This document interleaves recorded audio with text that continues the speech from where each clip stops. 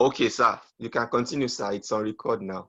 Okay, so thank you. Good morning, everybody. Like I said, thank you, Pastor Shaba and Pastor Lulowo and Men's Fellowship for inviting me. So what I want to do this morning is just to share some of my experience in the last 25 years of investing personally. I can tell you I'm the kind of person that get my hands dirty. I can tell you I've seen so many things in Nigeria and I've done so many things. I always try and make attempts, and I will tell you why, and I will show you some of my experiences. And also, I want to share what I've seen in Canada in the last 1.5 years. Some of the things that if I had known, I could have done better, but it's never late. And I can tell you, I'm trying to catch up with many of those things. And so I want to share those things with you. I just want to be a blessing. And you need to understand that I'm not doing this for any gain. And so that's why you need to listen to me. Compared to people who may want to sell product to you or try to encourage you to buy insurance or buy financial options, And so I'm not saying they are not good or it's not something to do, but I just want you to hear me so that you can engage them better. And, some of the things I'll be sharing are not things I'm just talking about. They are things that I've done. And so it's not only theory and practical is what I want to share with you. And like I said, not marketing anything. So just be patient and listen to what I have to share. You may just write note. I will send a pack for as many that will want it. I spent time to pull this together, that's the truth. But it could be very difficult at the beginning, but I believe I could always improve on this. But let me start with a scripture in the Bible, Proverbs 21 verse 5. It says, good planning and hard work lead to prosperity, but hasty shortcuts lead to poverty. And so what we're going to do this morning is just financial education. So you just need to have some knowledge that can help you. And so that's what I'm going to do. So this will be in 3 sections. The first session will be more of introduction. I just want to use this first session to provoke you to action. I just want to provoke your thoughts. I want to provoke you to be able to take action. And so, meaning that when I finish talking about this, for those who have not started doing anything, I will expect that it's going to charge you to want to do something. And then the second section will be more of information, some of the things you need to know in Canada. One of the things I've noticed here is that if you don't know, you don't know. And unfortunately, there are no forum that need to be talking about this aspect that is very important to our lives too. Then the third section will be the investment tips, some of the things I've seen. Some of them will challenge your belief. Just listen to me first. Pick the information and the facts. And so if you have questions, let's dialogue, we can learn from each other. So let me start with the introduction. And so why do we need to do this? Why this? 3 reasons why I want us or why I want to share this with you, especially men. We all need to be financially literate. Sincerely, it's very important because you need to be able to make prudent investment decisions. Most of the time, people will come to you and share how you make money, or most of the time we even make money, we want to make sure that that money is working for us. And so your financial education is very important. Then number 2, you need to be in control. I mean, so many of us give our investment into the hands of experts. I think you need to have some financial independence. You should be able to do some investment yourself. Some are not even doing anything. They just want to leverage on those experts. I think you need to have some control and you should be able to do some yourself. And this discussion will help. And thirdly, I think we all need to plan for financial freedom. You can't continue working for somebody for life. It's very important. For me, I've been working for an organization close to 20 years. As you hear me today, I am tired. No amount of money they want to pay me, I'm just tired. It's not about money again. I don't feel fulfilled again. That can happen to you. So it's not only sacking people. They didn't sack me. They have not sacked me. I still have my job, but I tell you, I am tired. Get tired. And you can get a position in life and because of planning properly, whether we like it or not, if you don't pay attention to it, it can distract you and take you away from your normal life. I like the way our brother put it, sanity. It can take away your sanity. So when you don't have this, you just see that you'll be distracted because you need to cater for your family. Even the Bible said a believer could not cater for his family is worse than infidel. And so we cannot say we want to do something, that God has called us, or I can't say God has called me to ministry full time and I won't be able to provide for my home. That's foolishness. And so financial freedom need to be planned. You need to start early. We need to learn how to move from our job to our work. There's some things God has destined us to do, that when you start doing it, you see fulfillment in you. But if you don't take care of this financial freedom, you won't have chance. You will have to be working until all your children finish school and all. You need to plan it. It doesn't need to be that long. And that's what this presentation can challenge you to also be able to do. More or less how to convert your cash to cash flow. And I'm not talking about cash flow. I'm talking about passive cash flow. I mean money that works for you, not money that you work for. So why are we doing it now? If you don't do this as quickly as possible, you could see financial crisis almost everywhere. Our government is losing control, not only in Canada, everywhere in the world. Government is losing control when it comes to finances. The financial system is volatile. You see things going up and down. You invest money today, by tomorrow it could become almost zero. You need to know what is going on. You don't need to leave it to anyone's hand. I used to invest seriously in Nigeria, and I don't pay attention to what happened in global space when I invest. It was later I realized that no, what happened in some places can affect Nigeria economy seriously. And I've seen that clearly in Canada. When America coughs, Canada coughs. When oil price crash, Canada struggle. And so you need to know all those relationships. And so that's why you need to pay attention, especially at a time like this. Then there is another reason why you need to. Why now? I believe God is going to transfer wealth. God is always transferring wealth to people for kingdom influence. But you see, and the reason why you need it is that poverty is rising, and your wealth can be an influence for people to want to hear the kingdom and the gospel that you believe. Is very important. So wealth can impact society positively.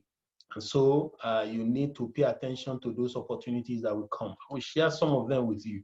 Then finally, financial pressure is impacting on families negatively. Some of us, some families need to work, husband and wife, or more than one job, 2 jobs, and you see you are not able to spend time with your children, is very important. And so you need to have regular time with your children, is very important. So you don't want financial pressure to force you into looking for money because you are not able to provide for your own. And so you don't want to stick into survival mode alone, but you need to be ready to have enough so that this pressure will be off you. Then thirdly, why am I doing this? Why this way? Why to men? Men need to be better positioned, because when we lose focus of our home because of financial pressure, we may not be able to chart direction for the home. And it's very important that you take charge. You are the husband. You are the one God is going to give vision for the family. And once you start struggling financially, before you know it, you start misbehaving in the house. God forbid. You could see some men when they lose their job, how they struggle at home. You don't want to all your life be in this rat race. You need to get out as early as possible. Another reason why we are doing it this way is so that we can leverage on ourselves. We can share some things that is going on in Nigeria, some of the opportunities there that you can leverage on, and some of the places you need to run for your life. And so we foster that leveraging and also build, the right mindset together. Then finally, I'm sharing this so that I will be mentioning some of the kingdom approach to financial influence. And so we really need to understand that finance is also a very spiritual thing. And so I've packaged this to be simple and very practicable. And so let me just start by giving you one big example. I mentioned wealth transfer. Let me just share this with you. This happened in April during the coronavirus. At times, we don't feel like unbelievers, and we also need to have knowledge that can help us. While many people are running away, let me just share with you the chart you are seeing here. I just picked one of indexes in US and one in Canada, just for you to see what happened within that period. When everybody is panicking, that's the time you need to go in and position yourself. Because most of the time, markets struggle, when there are things going on, so you don't need to be afraid. You need to be bold and have knowledge so that you can benefit. Let me give you an example. If you look at that dip, I believe you can see my red pen. You see, the XIC is one of the index fund in Canada. It has almost over 200 combined stocks together. So if you don't even want to invest in any company that you are afraid that you are not sure whether that company will survive, but you know that in Canada, companies on aggregate will survive. The economy will survive. The economy is robust. Whether we like it or not, this system is properly run. So look at this big drop. At this top, the dividend that you get from this combination of shares, because some of them pay good dividends, but this investment is purely for capital appreciation. Around here is less than 3% dividend return if you invest your money in this index fund. But by the time the thing crashed to this bottom around at 18 naira, the dividend per share jumped to almost 6 to 7%. So what that tells me is that if I put money around this time, I will continually be getting 6 to 7% return on my investment annually. It's very tough in this economy to see that, especially for growth investment. So you will have positioned yourself. Not only that, by now you will have also gained almost 40% if you put your money down at that time. But many people run away, but God is saying to his children, that is the time to go in and put in your money. Look at this US S&P 500. I mean, if you don't know anything about all this, it can be learned. It's not difficult. I can put in my money at this point, and by now it's already 55%. It's not gambling. It's just telling you that when everybody is running away from the market, that's the time to go in.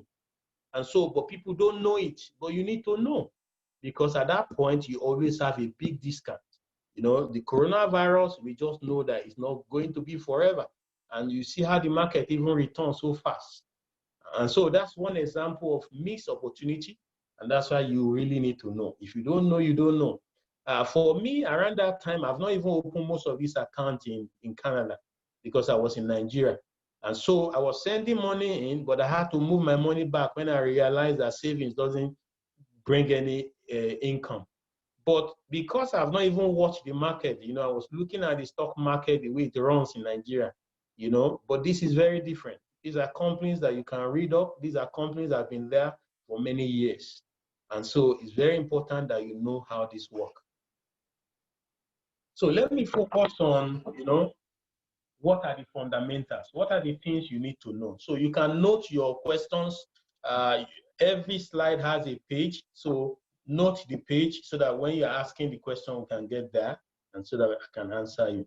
So let me talk about the fundamentals that you need to know about wealth growth. There's a difference between earned and passive income. Earned income is any income that comes from your job, or if you are self-employed and you are working, as long as you are spending a lot of your personal time to get this income, then it's an earned income.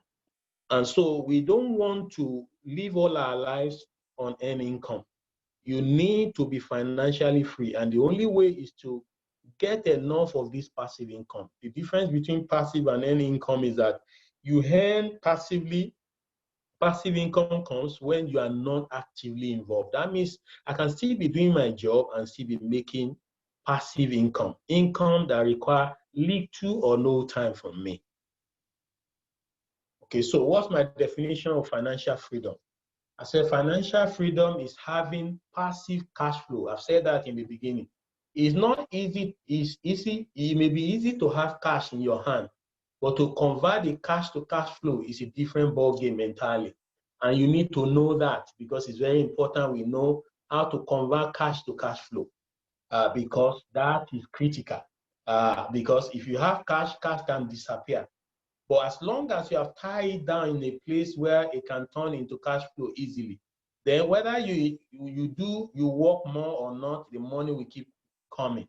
Just like someone who is getting income from rent. You know, the rental income will continue to come. It's just natural because people will rent the house. And so, or someone who has invest heavily in some companies and they're paying dividend, it will always come. And you need to be able to do that. So don't live all your life to be earning all those income. You need to understand how money works. How money can work for you is very important. And so when I say financial freedom, I mean when you are able to earn enough of this cash flow that can pay your total expense, then you are financially free. So what I'm saying in essence is that if I run my home here in Canada with $5,000 on monthly basis, do I have any investment that can give me that on monthly basis without doing anything? If you get that, that is financial freedom. Is it possible? Yes. Very, very, very possible. Is it easy? Yes, if you pay attention. And that's what I want to talk about. And so that's where we all need to get to, so that you don't need to be struggling. You don't need to struggle. So if God is calling you, for me personally, I know that God is calling me into full-time ministry. But if I don't have time, if I don't have enough of this, do you think I can dabble into it? You need to be able to do it, because a time will come, you will have some things that you know is giving you satisfaction and fulfillment. My job is not currently giving me that. Money may be there, but the question is, it's not about money. You get to a certain age in life, it's not money again. You want to be satisfied. You want to be fulfilled. You want to be a blessing to others. Like what I'm doing now, I'm enjoying it. What I'm doing now, I believe it can help somebody. And as long as people are being helped, then you are making impact. Because you don't make impact in that job you are doing, you know, you are making money for somebody. Because all your best you are pouring into that job, but there are a lot of things you can do on your own, and money could even follow later, eventually. But pay attention to this. This is my definition of money working for you. When you have more than enough that can pay your bills. You know, this country is about bills. If you cannot pay your bills, you won't rest, you won't be peaceful. You know, it's not like Nigeria that I can generate water myself. All I need is get a borehole and sink it, and I may not need water from a government. Any to pay your money, but here you pay bills. There's no just way of managing it. You just have to pay those bills. And so that's why you need to have passive income. God forbid anything happen to you. God forbid there's no job again for you. You know, you will always have something to fall back to. But I want to bring this spiritual dimension, very important. And that's why I said this gathering is a gathering of believers who should understand some of these things. And so 1 Timothy chapter 6, verse 6 says, godliness with contentment is a good gain. And so what that means to me is that it's not about the physical cash I'm talking about alone here. And so God is saying that don't think only about the physical cash. Think about everything. So what I've done here is to differentiate between the two of them. Differentiate between the physical cash and the spiritual cash. There are tangible part of this and there are intangible portion. So if I'm saying financial freedom, I'm not saying God wants you to be free financially from the physical money, but also from the spiritual aspect. A man can be wealthy, but he's not blessed. So I'm talking about a wealthy man who is also blessed. Both of them are very important. So the one I've been talking about is talking purely on the physical asset. So how can I convert physical asset into cash flow? And that's the one I want to pay attention to more. But it's important that I tell you that the spiritual portion is important. Somebody can have enough money, but he doesn't have rest of mind. That means he may be physically free, a physical asset, but it's not spiritually free. He has asset, but doesn't have the virtue. Money is controlling him. He's not in charge of money. Money ought to work for us. We are not supposed to be working for money. Money is a good servant when you have it, but it can't be a servant when you don't have it, the right mindset. And so there are portion of this freedom that is physical, tangible, and there's a portion that is intangible, that is not physical. Lack of money, when you are free from lack of money, that means you are financially free. And I've defined that. But when you are not free from greed, then it's not enough. So God is looking for someone who is both free, is not lacking the physical cash, is not also lacking the virtue that he needs. Because as long as you are still greedy, you are still going to misbehave, God forbid. Tangible wealth is measured by physical asset, while the intangible is measured by attitude to money. What's your attitude to money? Can you destroy friendship because of money? You know, what is your mentality about money? Money is to be sent an errand. Money is to use to help people. Money is meant to influence people so that you can make impact. If I can influence you with my money so that I can direct you to understand that Jesus can help you, then I will do it. If I know that you will listen to me, if I help you, then I will do it so that you can listen to me when I'm talking about what is important to my life or to your life. So tangible is talking about what money can buy, but you need what money cannot buy also. There are some things that money cannot buy. It's only someone who has this aspect, the other aspect of this financial freedom. The ability to convert cash to cash flow is what we want to learn today. But you still need to learn to convert blessing to God flow, God flow, There's a way God wants to bless a man, not only in the physical, but spiritual. But when God bless a man, there must be a way you can convert that to help and attract people to God. So that's also very important. Then this is majorly, you need knowledge and discipline for you to do this, the physical one. A man who is not knowledgeable cannot invest money. In fact, he's going to lose his money. And a man who is not disciplined cannot grow money. It's very important. But for the intangible, you need godliness and you need contentment. Otherwise, you will have so much money, but unfortunately, you are not able to bless. God said we are blessed so that we can be a blessing. So you need to know that. Okay, so four ways or four roads to prosperity. All these four are very important. I'm just reiterating what you know already, at least to set the scene properly. You need to learn to aim big. All these four are very important. If you know what you are earning is not enough as we speak, you need to go for something big. Very important. I will send the package. I will send the package out. So you need to learn to earn big. It's very important, because if you are not earning big, there's no way you can get to prosperity. It will be difficult. It will take you longer. There was a time when I started with Exxon in Lagos. After some time, I was just looking for something bigger. And I can't remember whether it's some Saudi Aramco interview I had that morning. I was just asking myself, I can handle, I have more at that time, I have more experience, I can use to earn more. I think we need to be able to have that mindset. Don't just be comfortable where you are. You can do bigger, better. It was later when God told me, stay there, I will bless you. That's when I left it. I will have looked for best at every point in time. There's nothing wrong in it. But I stayed, and I can tell you, it doesn't make any difference whether I went to Saudi Aramco or I stay in Nigeria. I can tell you, earning big is a must. You need to. And I will tell you what you need to do. But when you earn big, you need to learn to give generously.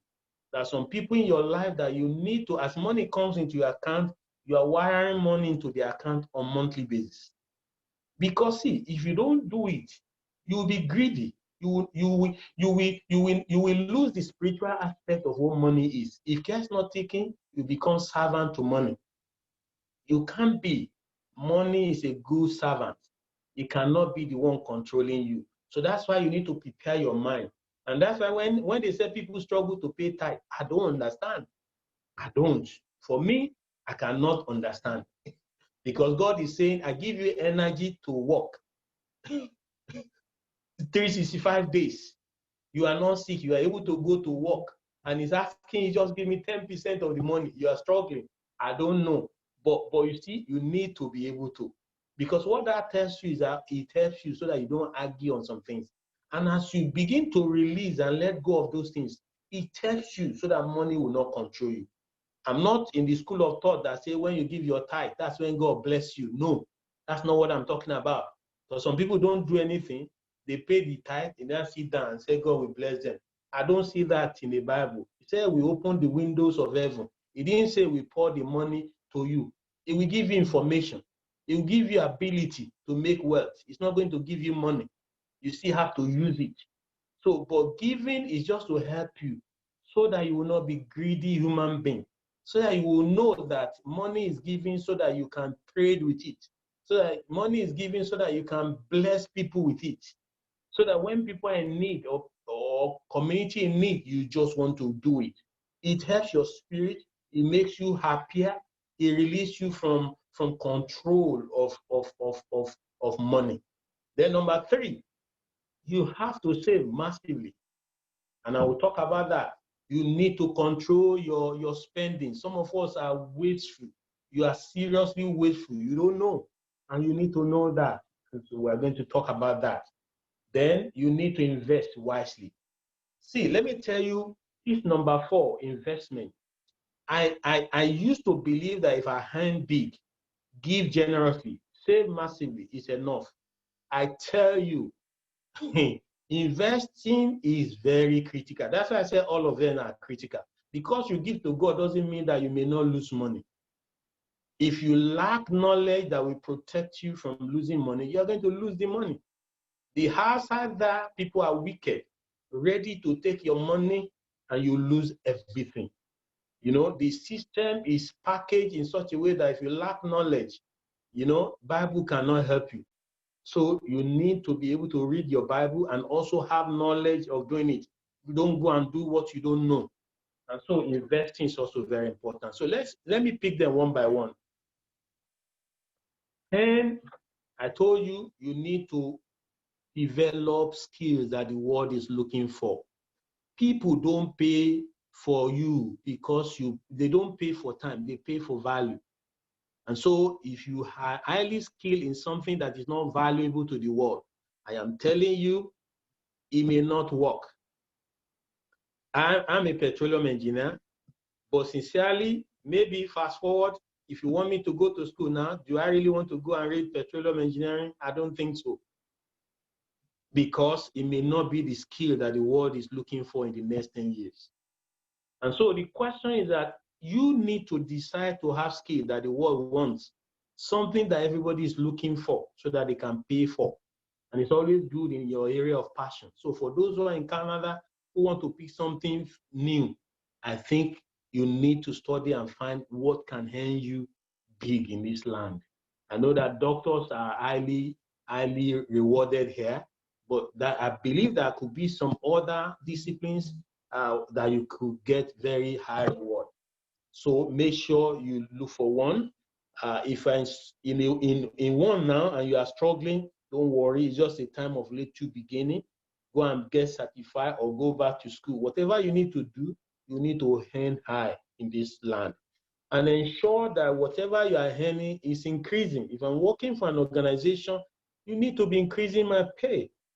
So the reason why I like continue to work in Nigeria, maybe for a few weeks more or months more, is that, you know, I've been working for many years and I can tell you my earnings increase more than inflation every year.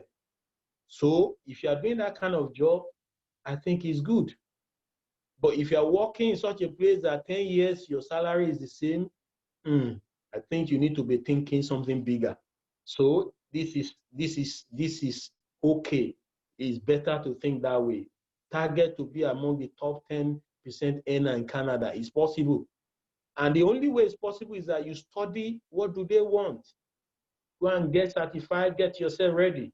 Like I said, I want to provoke you and challenge you so that all these small pay you are getting for all this time you are spending going into this cold and only for you to come home with these peanuts, I think you need to be determined for something more. We need to develop our entrepreneurial skill in addition, because by the side, you can have a business that you can easily make money. Then we all need to develop our soft skills because those are the things that will attract more favor. You know, some people do some businesses by the side and you see their attitude, you'll be wondering that this person need to develop more soft skills because you will lose customer. And when you lose customer, people will not pay for what you can offer. And so we all need to devise this. This package, I package this myself. That's part of soft skill. This one, you need to learn it. And so I spend time to prepare this. It's part of the soft skill we all need to learn. One day, if anybody called me to come and present before King, I know that my soft skill in this kind of area will help me. And everybody need to have it because you don't know the kind of opportunity that will come your way. So if you want to earn high and you want people to pay you for the value you have, you need to develop that. So it takes hard work to earn big. For giving, I'm just trying to give some tips that could help you. Learn to give to God first. Whether we like it or not is the one that gives us life. And when you are giving to God, I want to believe you are going to Bible-believing church that is feeding you spiritually. And so I don't see reason why you cannot give to God where you are serving. I don't see reason. So give to God, and because it makes you happy, it gives you joy. Then plan your giving to other people. Plan it. If you don't plan your giving, there are many Nigerians, I don't know whether you are like me, where I have bundles of people that text, call on daily basis to send money. If you want to follow them, you will see that you won't save anything. In fact, your home may be suffering. So you need to be careful. Plan your giving. Know what you will not give. Try your best. You can't give to everybody. Plan the giving. Some people may be, you give them monthly. Some people may be once a year. And so they need to understand that you also have a need. But if you want to give so much that you don't even have any to spare yourself or your family, you are not doing enough. Then be strategic in your giving. Avoid emotion. Don't bring emotion into giving. Don't let people make you feel guilty. Nigerians know how to do that. You know, and I tell you, if you cut your head for everyone, you know, they will still ask, they will say, what has he used his money to do? So make sure that your giving is not out of emotion. People will like to blackmail you. Don't be blackmailed. Don't feel guilty. Try your best. The Bible said we should love our neighbor as ourselves, not more than ourselves. If you start giving and you are hurting your family, you are not doing well. I pray that God will give us wisdom in Jesus' name. Then give to attract influence for impact. If I know a group of people that can give money, that can give me influence, I will do it. I mean, it's okay. So give so that you can, there are some people that by blessing them with your money, their advice can be a blessing to you. So do your giving that way. It's okay. It's not that you are just trying to there are people that have need around you. Just help them before they ask you for help. Very important. So it takes generosity to give money. Very important. So then saving. What I would tell you about saving is that delay gratification. Remember, just delay gratification. I can tell you that some of the things, and I thank God for my wife understanding with me. You know, we delay so many things, I can tell you. Many things that I could buy easily early, but we say let's wait a little. And so if you know that your earning is not high enough, you may need to delay some of those gratification. Give to yourself after God by saving. I don't expect you to give money to anybody when you have not saved kobo. I don't understand because your expenses, and I'm not talking about someone who is wasteful. If you know that you are not wasteful at home, you need, because you need to pay your bills. God forbid, after paying God, pay your bills. But you need to be able to save something, at least 10%. That's the minimum for everybody hearing me.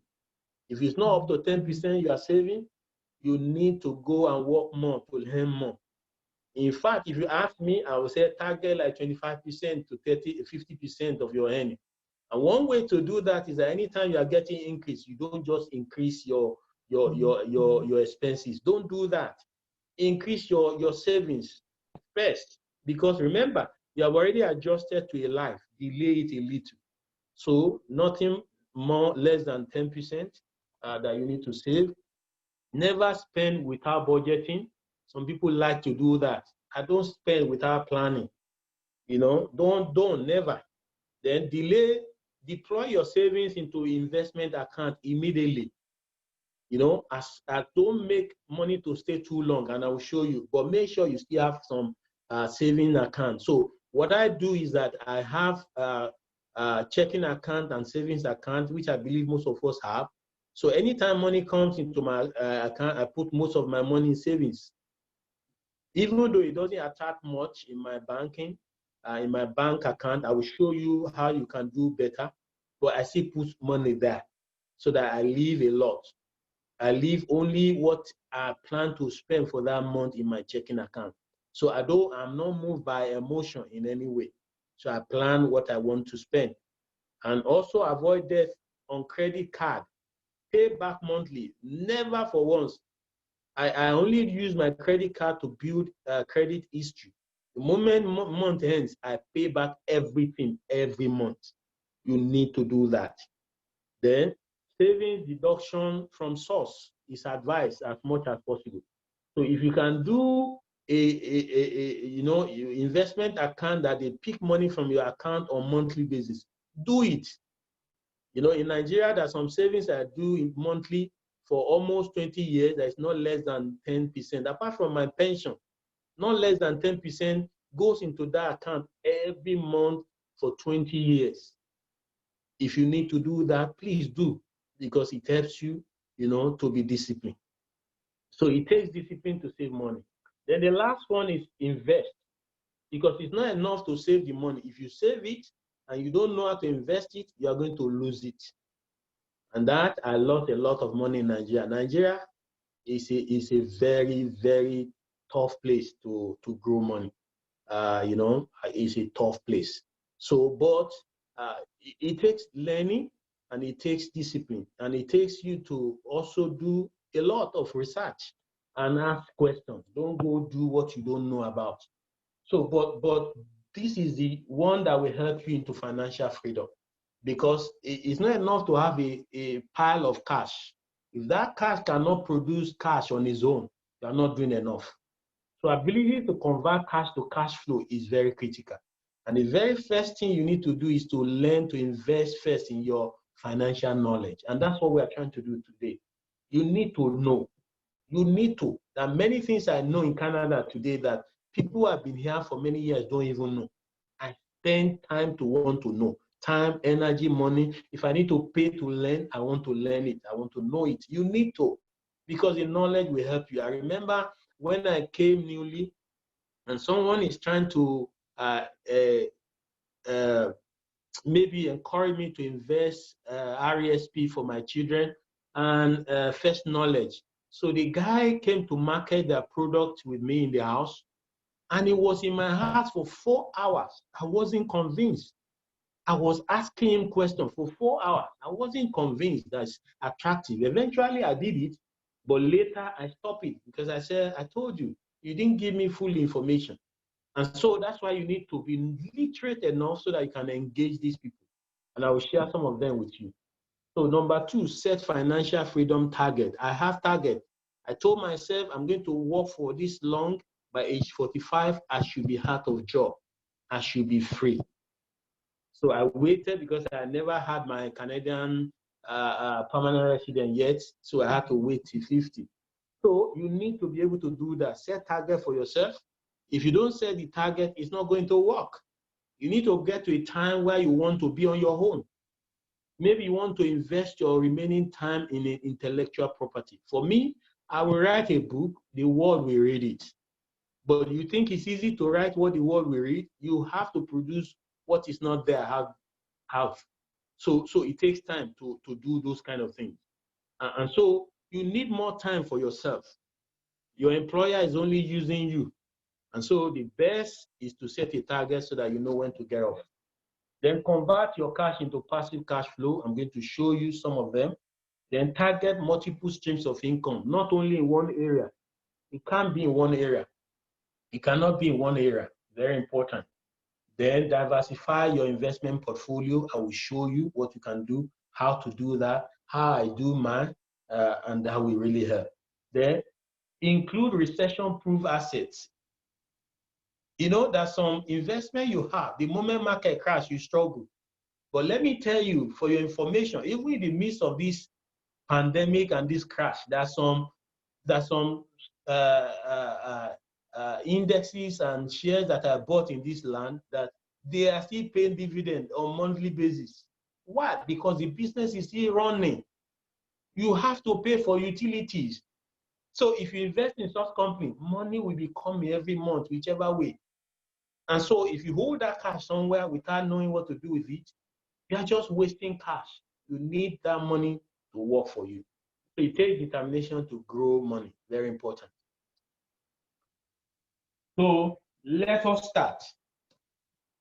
I need you to know that if you want to invest in Canada, it is important to know that there are tax shelter investment in this land that you need to know. And I've noticed if you don't know, nobody tells you. In fact, there are some things if you qualify for in this land, doesn't come to you automatically. You got to ask. Almost everything. There are some things that my wife was qualified for. We didn't know. It was when after several months, we had to call and begin to analyze, read what, and we had to claim. You know, so many things in this land that if you don't know, you don't know. And so you need to know the tax shelter investment accounts that you can open so that whatever ability, even if you know where to put the money and the money grow, you don't want to put $20,000 that become $30,000 and government is asking you, bring me 5,000 out of it. You need to be able to hide it in such a way that nobody is asking you to pay back out of that money. Why am I saying that? Income tax in Canada is high, no doubt. Way higher than what I pay in Nigeria. I thought I pay high tax in Nigeria. Oh, we pay pretty high here. So not only that, what is remaining that comes to you, you still have to pay 11% of it for every spending. Buy anything in this land, anything. It calls someone to come and do gardener work for you. By the time it brings the bill, you put that to 11%. And so you need to, I don't know the province some of you are, but whichever province you are, I know that you are paying more after, you are paying some tax when you buy things. So whatever money remains need to be personally be invested in tax shelter accounts. Very important. And you need to know them. So I will spend time to talk about them. So I listed the prioritized order for your consideration. And I need you to pay attention to this very well. So let's start from here. So the very first and the most important one is that no debt in your credit card account. If you still have money in your credit card account, you don't have business investing in any of this. Don't even go to any. You don't need to do anything. Don't go invest any money. What that is telling you is that you are losing money because whatever you hold in credit card is a lot of interest. They charge you over 20% per annum. Is it normal? When I hear people leave money in credit card, I don't know how my body feels. It's only to build credit is cheap. And in fact, for me, I get a lot of payback from my using credit card, me and my wife. There are some things we use credit card to buy. I use them to buy provisions, use them to buy the gas, We have money back. So apart from the fact that I don't pay back from this, you are not supposed to. So don't go and save any money or invest any money when you have debt in your credit card. Number one, clear it. Nothing should be there. So every month you go in, clear whatever. after they have sent your bill, because when they don't issue it, you want to build the credit history. So make them issue your receipt for the month and pay it off immediately. There's no offense. Keep doing that every month, and you'll be building your credit history, and you are not losing money. Number one. Number two, if you are not the type that hold money in your credit card and you have zero there, then number two is your second one. You need to learn to put some money in high interest savings accounts. There are some of them in Canada. EQ Bank or Eternal Bank, they have better interest rates than our banks. Just take some money, just put there and go and sleep. Don't bother about the money. It's just an emergency fund. It need to be there, maybe 3 months salary. God forbid you lose your job or something happen, you need quick cash. That is the place you should go to. Don't go to your investment. For your investment, you need to be thinking long term, because you may want to run to the market or somewhere, the money may not come easily or quickly. So have some money in high interest savings account, and just Google EQ Bank in Canada or Tana Bank in Canada. The interest rate is better, is higher. So go put your money there. That money is not from any of these registered accounts. It's just an account you open and you keep some cash. So that if you lose your job, for me, I wouldn't mind putting 1 year expense there. Just put it there. I don't care whether it is 2% or 1.5%. But don't put it in your regular savings account in your regular bank.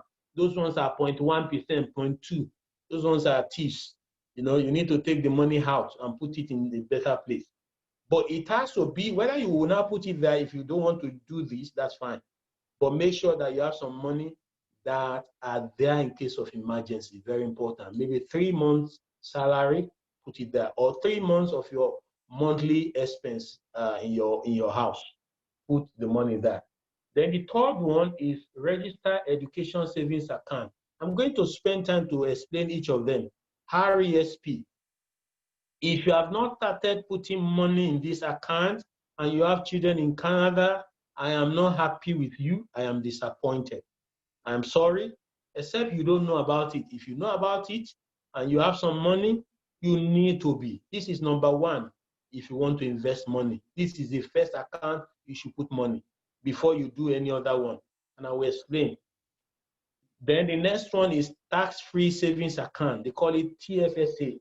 You need to open this account too, so that you can put your money, when you want to invest money, put your investment in this account, because there's no tax. And I will show you the difference. The fifth one is register retirement savings account, which is RRSP. This is for your future, and I will show you the difference between them. Between number 4 and number 5 depends on your income. For doctors or high income earner, I think they should put more money in their registered savings, retirement savings account. It will help them. The tax shelter will be way better for them. For low income earner, I think tax-free savings account first before register retirement savings account. Then lastly, if you have exhausted all of them, especially for some of us that came to Canada late, we don't have much room in those accounts. Then you open non-registered account. These are the ones that government will tax. So if you don't have room in all of these, you have exhausted all of them, open non-registered account so that you can invest there. You can self-manage it and they can manage it for you. But I will show you how you can self-manage account if you want to do that in Canada. And so you need to be vigilant and smart. Otherwise, this system, knowledge is king in this land. Okay, so few difference between them. The difference, few points about registered education savings account. The reason why you need to do this account is that when you open this account for your children, government mark up with 20%.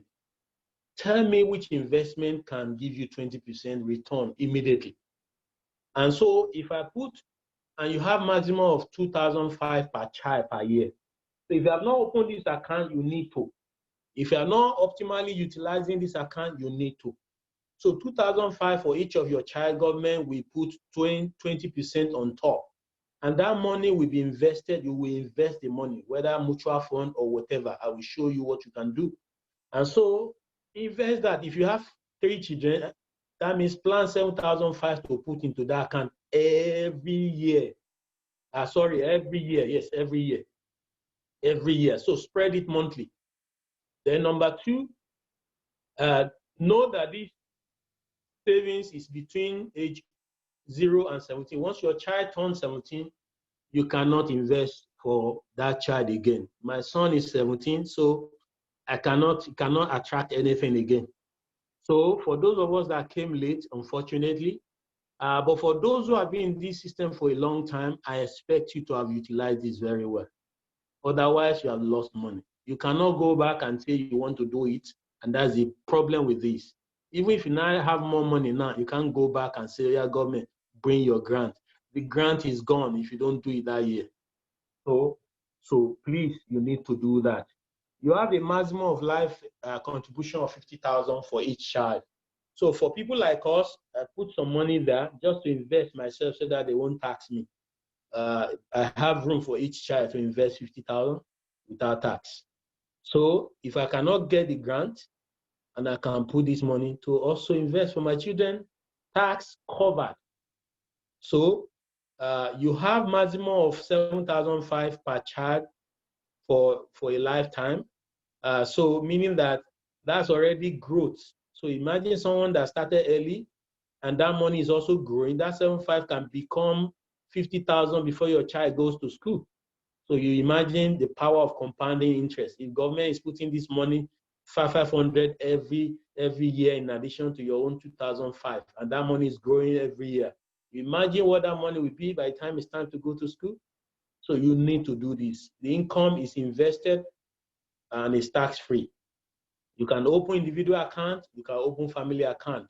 So if you don't have it, you need to do it. Then withdraw, you can withdraw at any time. That's the beauty. So if I invest for my children and I need my money, it's my money, even though it's for their education, I can withdraw it, but I don't advise you withdraw the money. Let it grow. It's your money. So you are free to remove it and no tax. But for the grant and the profit, you cannot remove it. If a child doesn't go to school, government is going to take back his own grant. So that's why when your child start going to post-secondary education, you remove the grant and the tax first. The grant and the interest or growth to pay their bills before your own. Use and spend that one first, so that even if the child did not spend everything, you can remove the remaining that is your own contribution. Grant and income from fund can only be withdrawn by your child. You cannot withdraw that money. So, and all they need is proof that your child is in a post-secondary education so that that money can be used to pay the bills, tuition, rent, whatever you want to use that money to pay. Almost no tax is expected to be paid because at that time when your child will be withdrawing that money, that child is still young. He cannot have, he will not be in that age bracket that will require to be paying high tax. So what is my advice to you this morning on this? Be involved in mutual fund selection for your children RESP. So I'm very sure bank can open this account for you. I don't advise that you run this account yourself so that the bank can be the one to interface to collect all your children grants for you. Let them run this, the mutual fund. But if I were you, I would pick a mutual fund that is doing well. So it's your choice. They will want you to make informed decision. And most of the mutual funds are not doing better than the market. And most of them even pay commission more. They will remove 22% annually, more than 2%, most of them. And so, but whichever way, invest this money for your child, each of them. But if you want to use mutual fund, let me tell you what you ask them. Ask them to give you their fact sheet, the fact sheet for the fund. Check how the fund is performing. Check the last 10 years. How are they doing? What is the management expense ratio? What are they charging you? Because see, whether the market is losing or not, they will remove their own money. At times, some of them are as high as 3%. So make sure that the performance justify what they are removing from that money.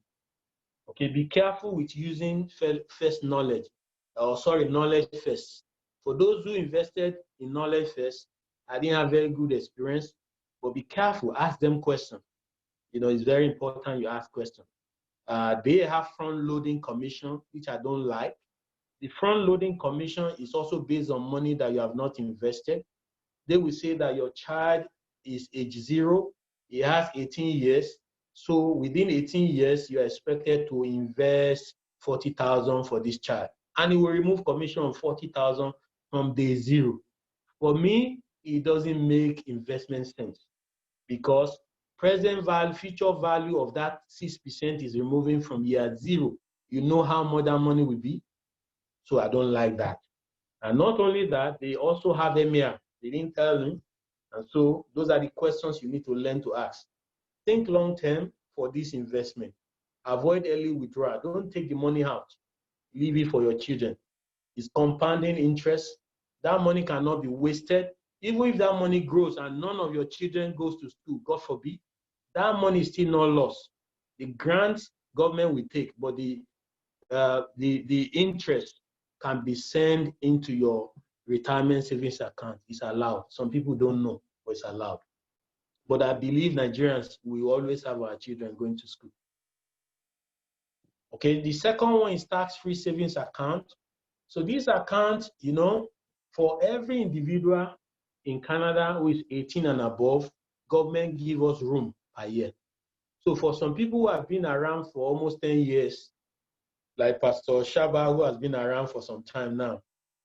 So imagine 2009 to date, you will have gotten enough room to invest. We came in last year, so I only have room for 12,000, 6,000 last year, 6,000 this year, and my wife also. So what that means is that is the only amount you can invest in this account that the government will not tax you. I want to use it. So that when I see opportunity and I put money in this account, I want government to back off. So that if that 12,000 become 100,000, they will leave me alone. Imagine capital appreciation tax if you invest that money elsewhere. Imagine them asking you to pay several thousands of dollars for that growth. You don't want that. So if you don't know, you don't know. So utilize this account. But so many people that have the room, use it. Don't go and invest somewhere else since you have room in your account. So open that account if you don't know and put your money there. No tax is paid on capital gain. And so, but if you want to invest using this account in US, you are going to pay tax of 15%. So be careful. Be careful. You will pay capital gain tax if you invest using TFSA in the US. TFSA does not lower your taxable income unlike RESP. I will explain that. So this one doesn't give you advantage. It doesn't give you advantage that, okay, if I invest in TFSA, it can shield me from tax. No, this one doesn't shield you from tax. I'm not talking about tax from your investment. I'm talking about tax if you like someone who invests in RESP. When it's time to file your tax, you can call back that investment that you have made in your retirement savings account. So I will show you that when we get there. But that provision is not here. This one too, withdrawal can be done at any time. You can withdraw your money, invest it later. You can withdraw when you need it. And whenever you withdraw the money, the room from withdrawal can be reused, but not that same year. Let me give you an example. If I have $10,000 in mutual fund and I need money badly in this account, and I tell my broker to sell so that I can use my $10,000, I cannot invest that $10,000 that year again. If I do, they will penalize me. That's overusing. So I have to wait till next year. The room will be available for you. You get the point? I believe so. Some don't. Do not leave money in cash in this account because it's not going to grow. So what's the point? Do not trade with this account because government will impose big tax on you. And they will know. There are rules around that. So this is not the account you use for forex trading or for option trading. Account that you'll be engaged all the time. No, that's not the account for such. It's not for trading. Do not exceed your contribution limit. The penalty is high. You need to be careful. Do not reinvest the withdrawal the same year. I've mentioned that it attracts penalty. You need to know. Some important tips. You know, I've said that your emergency fund, don't put it in any of these investments. Put it in an account that do not necessarily grow. Remember, it's just for emergency. God forbid you need money fast and you don't get someone who you can dip your hand into that account. Because if you think that you can go to your TFSA and withdraw money, the investment may not be doing well as at that time. It may be a wrong timing. So think long term when you're putting your money here. Explore the power of compounding interest before buying your new car or your home. Each of these slides I can talk for 1 hour. Some of us, you know, we waste money. They are just unnecessary. I can show you it's better to rent than to even have mortgage too early. I'm telling you, and I will show you. So little or no savings without us purchase through mortgage. Because at times we think if you quickly get a mortgage, instead of paying rent, you are losing. You are not losing. You can grow your money first. That's what I would suggest. Leverage season of market crash to invest. This coronavirus, you know, the market is down. It's still not fully back. You can go in and invest now. I can tell you that. You can open account yourself. I open account. I use Quest Trade. I use TD Direct Investing. You can use any online broker. Open account and be involved. It's interesting. You need to. It helps you. So retirement savings account, you know, the difference between that one and this one is that government gives you room to invest 18% of your previous year income. And I'm talking about income that you declare. You can, if you open your CRA, log on to CRA, you will see how much you are entitled to invest without tax or to invest into this account. You don't want to invest more because government is going to charge you for doing that.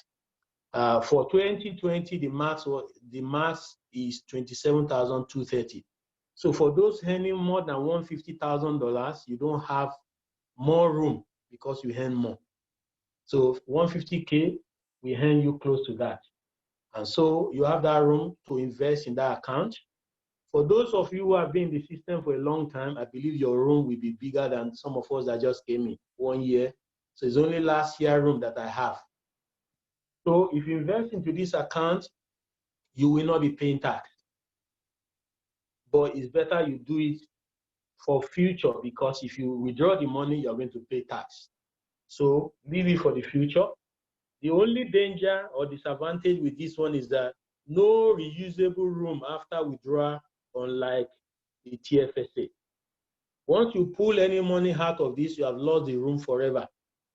So you don't want to pull out any money from this registered retirement savings account. Leave it for old age. Very important. Leave it there, you know, because if you withdraw now, they are going to tax you and that room is gone forever. So it's just to force you to be disciplined. And when you sell anything and you are withdrawing, they will remove withholding tax first. Then at the end of the year, when you file your tax, you are going to add it to your income for that year. So that's why it's good to leave that money, let that money grow. And when you get to age 70 plus, 71, that money will be converted to register retirement investment fund.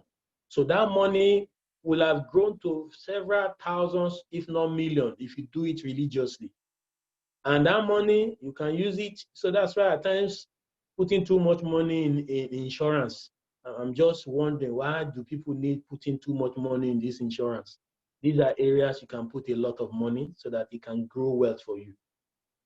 Some of the advice that I have for you, use this account first during your high income years for tax benefit. So if I know that by next year, my earning will not be high, I want to use it when my earnings are high as much as possible. So for those who are leaving job or who will retire soon or who want to start their own business, you need to use it up as quickly as possible so that you can get the benefits. So I will suggest that you use it, but you use TFSA more if your income is low. Use RRSP for high yield US dividend stock, ETFs, or mutual fund. So what that means is that if I want to invest outside Canada and I don't want to pay tax, this is the good account to use. So I would rather, for me personally, I will invest most of the investment here with international, not Canada, few Canada. Because if I invest with this account, US will not tax me. And you know that US market is better than Canada market. It has much more better potential than Canada. That's if you invest wisely. Even if you invest in the S&P alone, I mean, S&P is doing average of 12% in the last 10 years. You can't miss it. I tell you, you can't miss it. So think long term when it comes to retirement. Okay, so I just summarized it into this. I just want you to know that you have enough room to invest in your tax shelter account without being taxed at all. So I made some assumption here. I said if you have 3 children, you have room for $7,500 per year. So if you have not invested to fill up this room, then what are you using your money to do? Put some money in this account for your children. It attracts 20% immediately, and that money is also growing. Then you have room for TFSA this year alone. You and your wife, 12,000. You have not used it.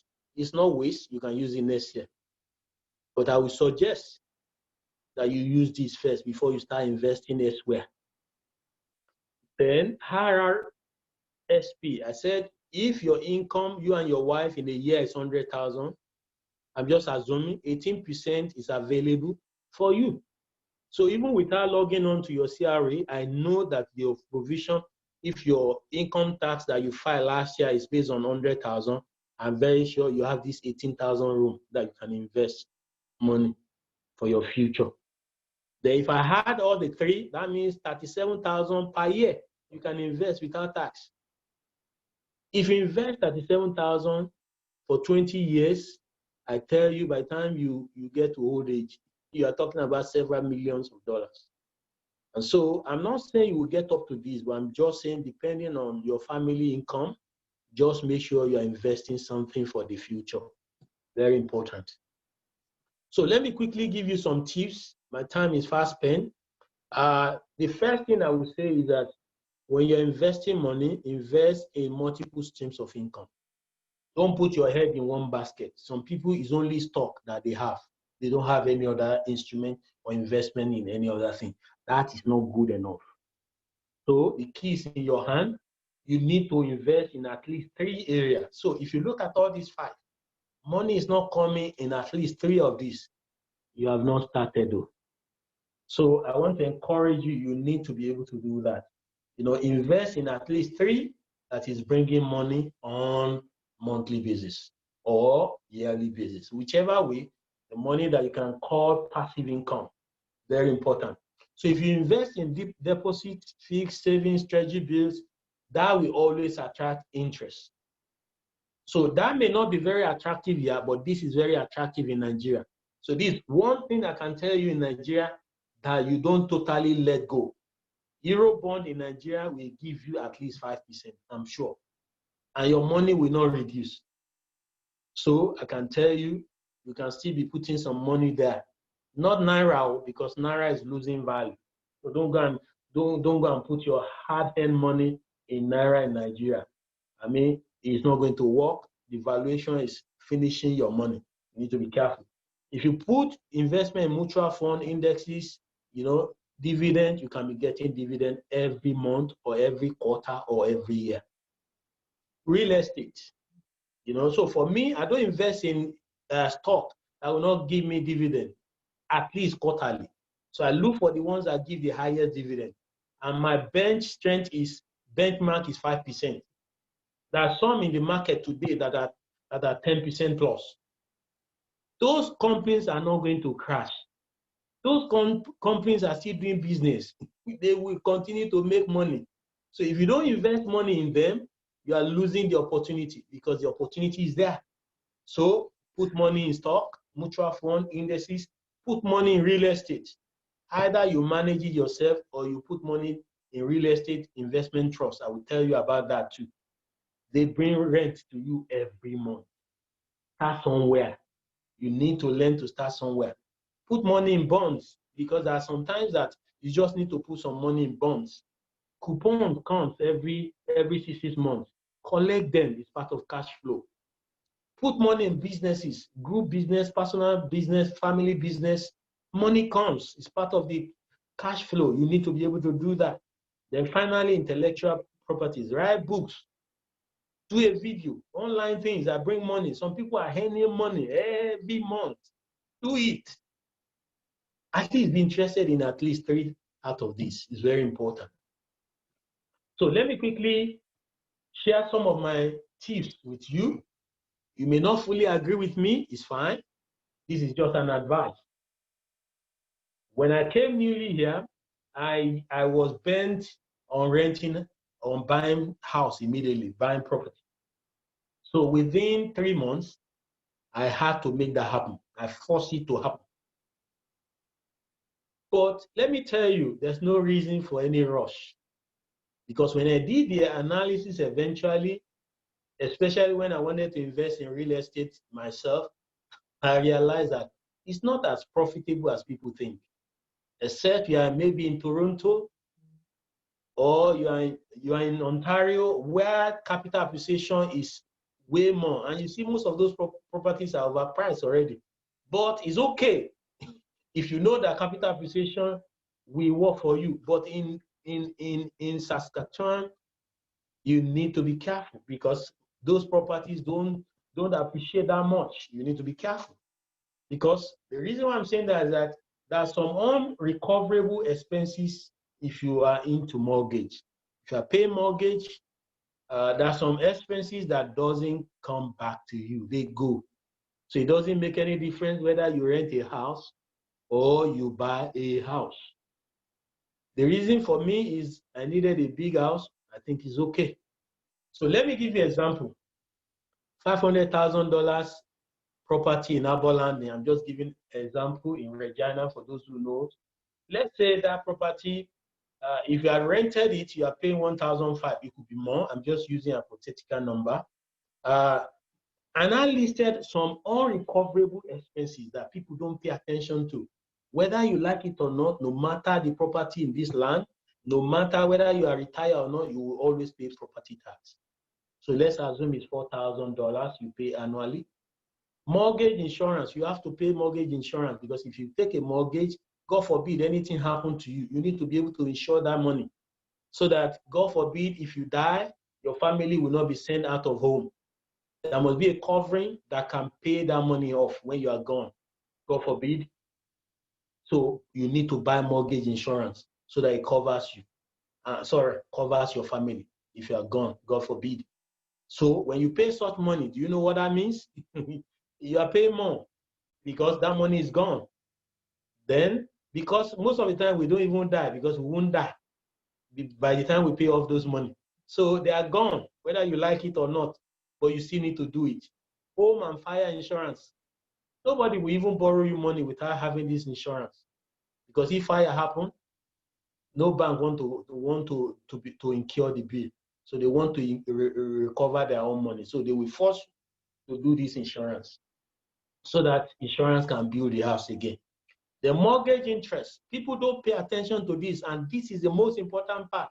They say I borrow $400,000, and government, the bank loan me to just pay 5%. That for $360,000. Do you know how much you are paying on interest? Even if it is 2.5% of that money, that's about $9,000 in a year that you are paying. You don't know? It's something you need to consider that you are paying. That money is gone forever. You can't recover it. Then cost of capital. Even the $4,000 you put down for the bank, if you put that money in a good investment that I just described with you, that money within 5 years can grow to become $200,000. So that money is losing value. You cannot invest it because government, a bank has taken the money. And so I'm assuming that you are losing some interest that you could gain on that 40,000. Cost of maintenance, I just assume $500 because if anything need to be done in that house, the tenant will still have to call you.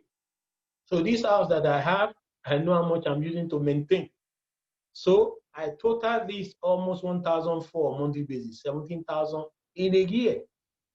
So what's the difference? So why can't I rent? Invest my 40,000, let the money grow, and I go to bank and pay as much as possible. So it's very important that you know that the rent is gone, yes, but the capital that you put here is also gone. So I'm just saying that both of them are gone. That's what I'm saying. I will attend to all the questions. So, but what I'm saying is that whether you rent or not, the rent is gone. All this money too are gone. That's what I would say. I'm just saying that don't rush. Take your time. Pay down as much as possible for your home. Pay as much. If I want to buy my home, if I can pay cash, I will pay it. Except I have better investment that will give me more. But more or less, pay more. Except you get very low tax, very low interest rate, fine, and you have enough cash that is working for you. But I'm just saying that don't just rush and start buying because you think that you make money. You don't so much make money. That's what I'm saying. So some of the advisory notes that I have here, I will advise if you have not grown big enough, buy a finished basement and separate finish and separate basement that you can rent out. We have a lot of them, Nabo landing here, that separates the basement from the main building. So what that does for you is that you live in the main one, you rent out the base pay all these bills for you. That's the investment plan. But when you grow big enough, you have the money, fine, it's okay. I'm not saying it's not good to have both, but I'm just saying that why not have a 3-bedroom that you are handling in the main house and the one in the basement, why can't you rent it out or do business with it? I think that's one way you can get a lot from your mortgage if you want to buy a home instead of renting. In addition, invest the money in your TFSA first. Let the money grow, especially when you see a very good opportunity. And I can tell you, I've shown you one of such opportunity, but if you don't have cash, you won't be able to do that. Okay, so here I try to differentiate between real estate and REIT. REIT is real estate investment trust. Some of you may want to invest in real estate, but you don't have big capital to invest today. I tell you, the opportunities are in the market. You know, is that it's a form of investment in real estate through stock market. There are companies that are listed that buys those commercial properties, those massive properties you see the rent out there. Those are companies that take your money to invest and they pay back the rent. They share those rents as dividend on monthly basis. They are mandated legally to pay 90% of their profit. And so I tell you in the market, there's real can today is almost 10% return on investment. Go and Google it. Real can, I know that yes, some of them will struggle in terms of the new world that we are seeing, some of those businesses, because we may not need some of those offices so much. You still need to study, but whichever way, people will rent house that they live in. And so check the market. You can invest in them. You don't need to have big money. You don't need to have 40,000 down payment.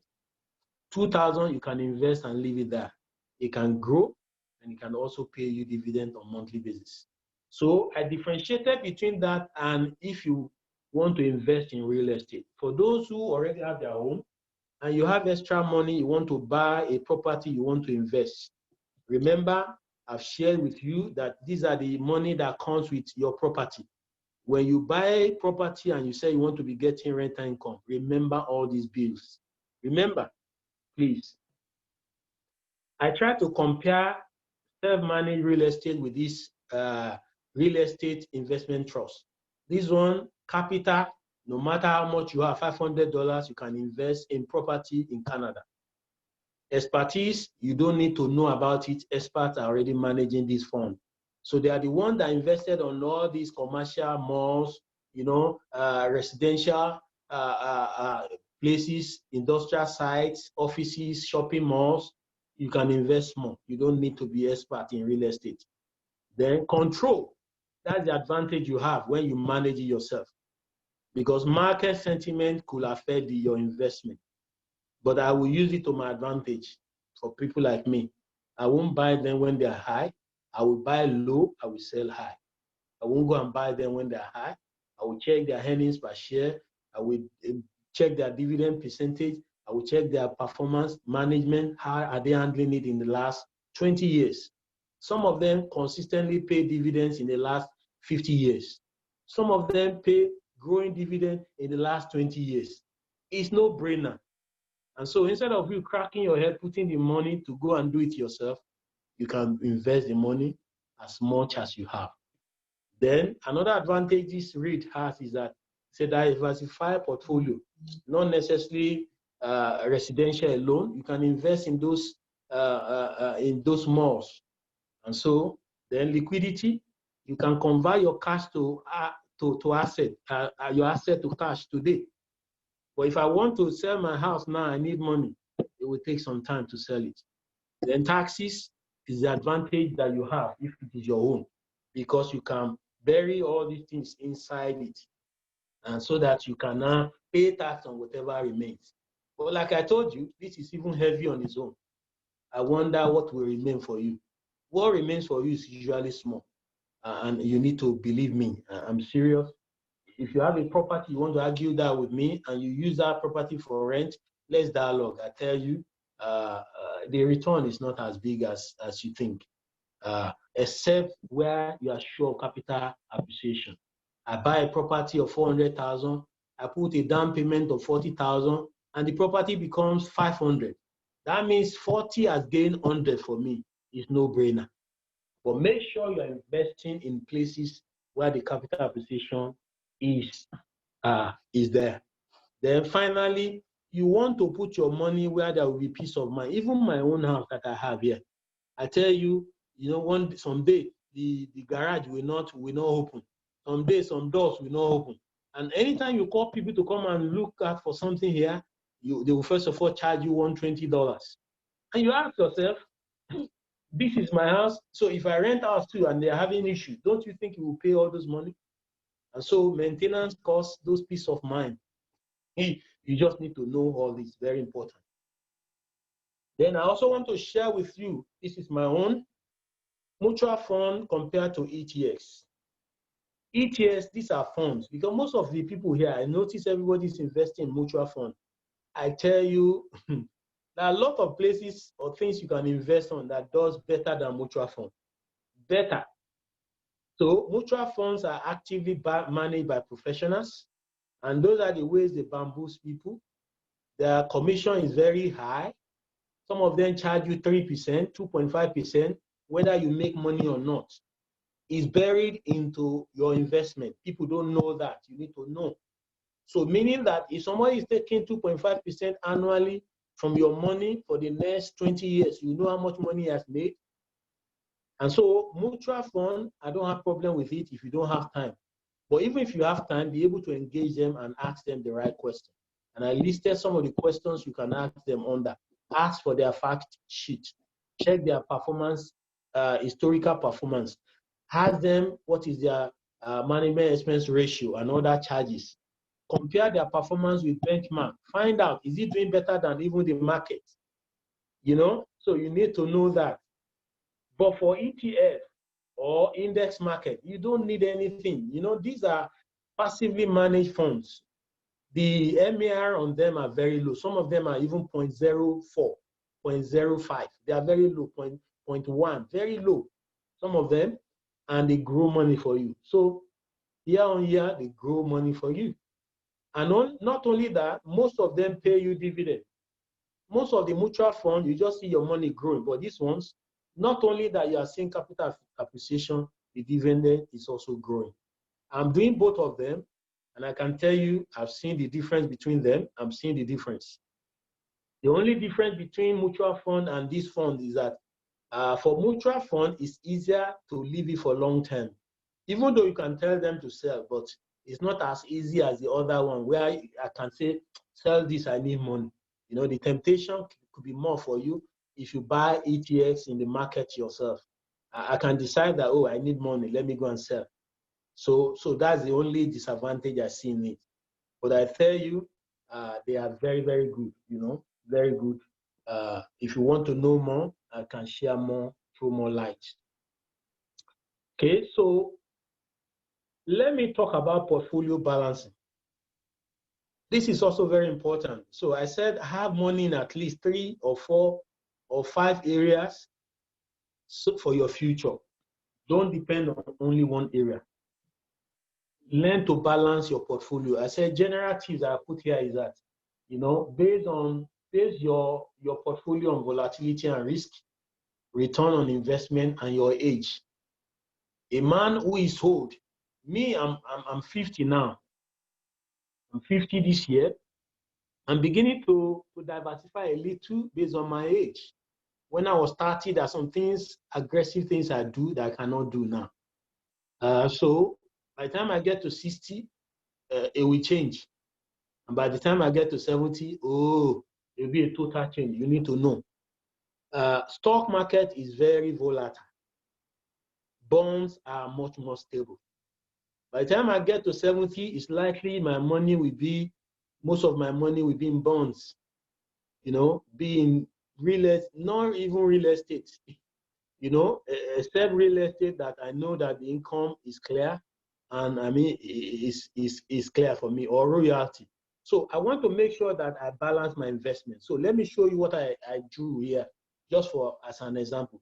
So let's say in 2018, this is my target. I said my investment, I don't want to have more than 40% of my money in stock. I don't want to have more than 25% of my money in real estate, not more than 25% in bond because of my age. I need some money in some instrument that I'm sure of, maybe government bonds. The interest may not be much, but at least I can survive with it. And I want to have some in royalties, maybe the book I've written, you know, some money that comes from them. So let me give you an example. By 2020, let's say this month, I try to look at my portfolio and see what is my total asset based on each of them. And I noticed my stock has grown from 40% to 65%. The market, the US market has grown that much. US market has even done better than this. What do you expect people to do at this time? They expect to distribute the portfolio, sell off some of your stock and buy more bonds. Very important. So 65% is already higher than what you target to be in stock. And what this is telling you is that your stock has grown very well. And it's telling you that, yes, it's for a long time, but sell some of them. Remember, long time that we are talking about here doesn't mean that leave it forever when you have seen good opportunity. Let me give you an example. If the market gets to the peak, you don't need it to crash before you leave some of distribute your portfolio, sell some and put them in bond. I'm not saying sell off all of them, but sell some of them and put them in bond or in real estate if possible. Then finally, before I close, I just want to mention financial trading. This aspect of investment is not for everybody. It's not advisable. It's very volatile market. I know a lot about it. Forex, options, I know very well about them. I've invested in them. I know very well. If I have time, I would have loved to be doing them. I don't have much time. I have so many things I'm doing that I cannot be doing this. But if you are the type that is psychologically sound, because in trading, financial trading, you need more psychology than skill. It's more of art than the science. Even if you know the forex market very well and understand options very well, you need to be a psychologically sound person who knows how to manage his emotion. You are not greedy, you are not fearful. You know, you are a person that focus and follow his strategy. Let me give you an example. If I know that I want to buy an option, and I know that this option will do well if I put this option for 6 months. You shouldn't be a person that when the option is now going down, you want to run to the market out of fear and sell. Trading is not for you. It will not work for you. But I can tell you, I've seen some people, they are very, not many, maybe 5% of people listening to me that mastered it, that are making money. I tell you, people who are making money understanding this. So if it's something you want to do, you may talk to me, but it's not, you will know if you are not the type that is disciplined, you are greedy, you are fearful, don't go there. You are going to lose your money, you're going to burn your finger. But I can tell you a lot of opportunity space here. You know, both market, you know, in market space, they trade $3 to $5 trillion a day. That's the amount of money that change hand on daily basis. That's where money takes place in the world, global world, in trading. And so if you understand how that market works, there are a lot of opportunities there. It's highly leveraging market. You don't need big money. So how you know whether you are not designed for it, by the time you take your money there and you lose the money, run away. So it's not big money that it needs from you. It's not like a house where you want to go and buy 200,000 house. Even with 1,000, you can trade. Even with $500, you can trade. But make sure that you are not greedy and you are not fearful. Otherwise, it will not work for you. The market is automated. You can sit down and be trading in the comfort of your house. Then it's not for those who do not know how to manage their emotions, like I said. So what do you need to change? Your knowledge space, you need to expand it, your mindset, your network, and your lifestyle. Finally, I would just want to say that you need to plan your future financially, set target. Set target not only for your savings, set target for your giving, for your earnings, and make sure that you are able to convert your money to passive income. Very important. Learn to invest in knowledge. Knowledge is very key when it comes to investment. Start early. If you are still young, good for you. The earlier you start, the better.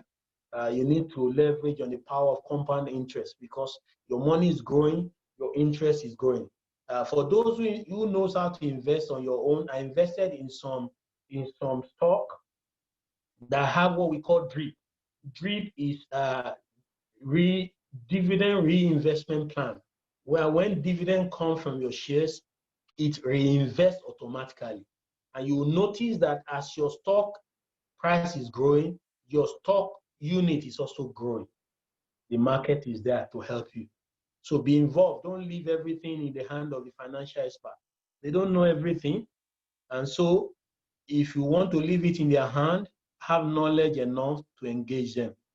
Then fully utilize tax shelter account to invest first.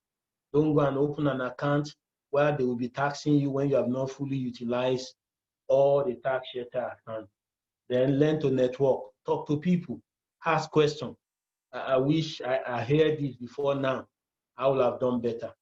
But it's never late. We learn every day. Balance your income. Don't put your head in one basket. I pray that God will help you in Jesus' name. Thank you. That's all I have. If you have and you need any clarification after now, you can send email to me.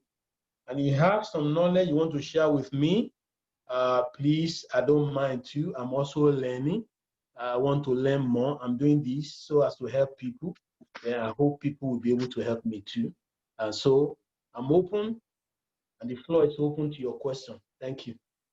Wow, thank you very much, sir. That session was a bomb. It was a bomb. And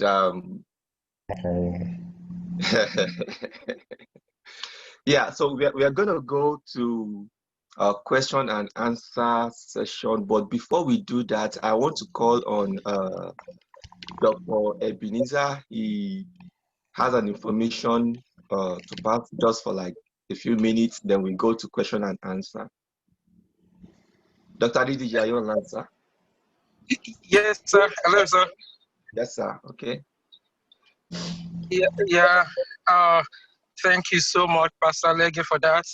Um, it was so informative. It was loaded. Thank you. Can you hear me, everybody? Oh, Yes, you yes, can sir. hear me. Okay. Yeah. Thank you so much. That was loaded. That was very highly loaded. Things I want to pick, brethren, as he has said. Uh, for myself, I made a few mistakes too, which I will like people to learn from. Don't just work for money. Learn about how money works in Canada. Read minimum of one financial investment book per month. Listen to video on whatever. There are lots of things on YouTube you can learn from. And I will quickly touch on three areas that he has mentioned just for you to. Before I do that, please, one of the things he said is if you are earning, it's not a problem to start small in Canada. However, you need to have a strategy to increase your income, but don't stay at the level of income. The best financial freedom you need in Canada is you need a home business. You need a business of your own. Until you actually register a business, a personal business, you'll be paying tax of 30 for I've paid tax of 40% before. I'm telling you this, you can imagine. And when you move from that just salary earner to becoming a business owner, you'll be paying tax of like 12%. That is the truth. And there are a lot of things you can write off on your business. Yeah. I will give you an example. One of my of my patient came. He wore a very good shoe, which I like. One of the Moxin shoes, very nice shoes. I've seen them before. They are like $250 shoe, but I can't buy it because I'm not crazy to buy a shoe of $250. So I asked him, "Oh, how did you afford that?" He said, "Yeah, I'm a farmer. I'm allowed. It's part of my work to have a protected shoe. So that shoe I bought it on my work. So you can afford to buy that shoe. You can afford to buy car on his business. Let's leave that aside. The other thing that continue to bother me is I continue to see people that are elderly, my patients, 65, 70, 75, and I am so worried what is going to come when we reach that age because at a point you cannot continue to live in your house. That's the truth. If you at one point you need to move it into a care home or long-term home, it's $5,000 per month. I have patients that are 70, 75, and $5,000 per month to live in a care home. They are no more making any active financial income. So thinking about retirement is something we should actively be working on at this age. Most of us are above 30, all of us, if not more, if not everybody. So the next 30 years, 40 years, break it down. What is going to happen? Another thing is, you see, the Canada Pension Plan (CPP).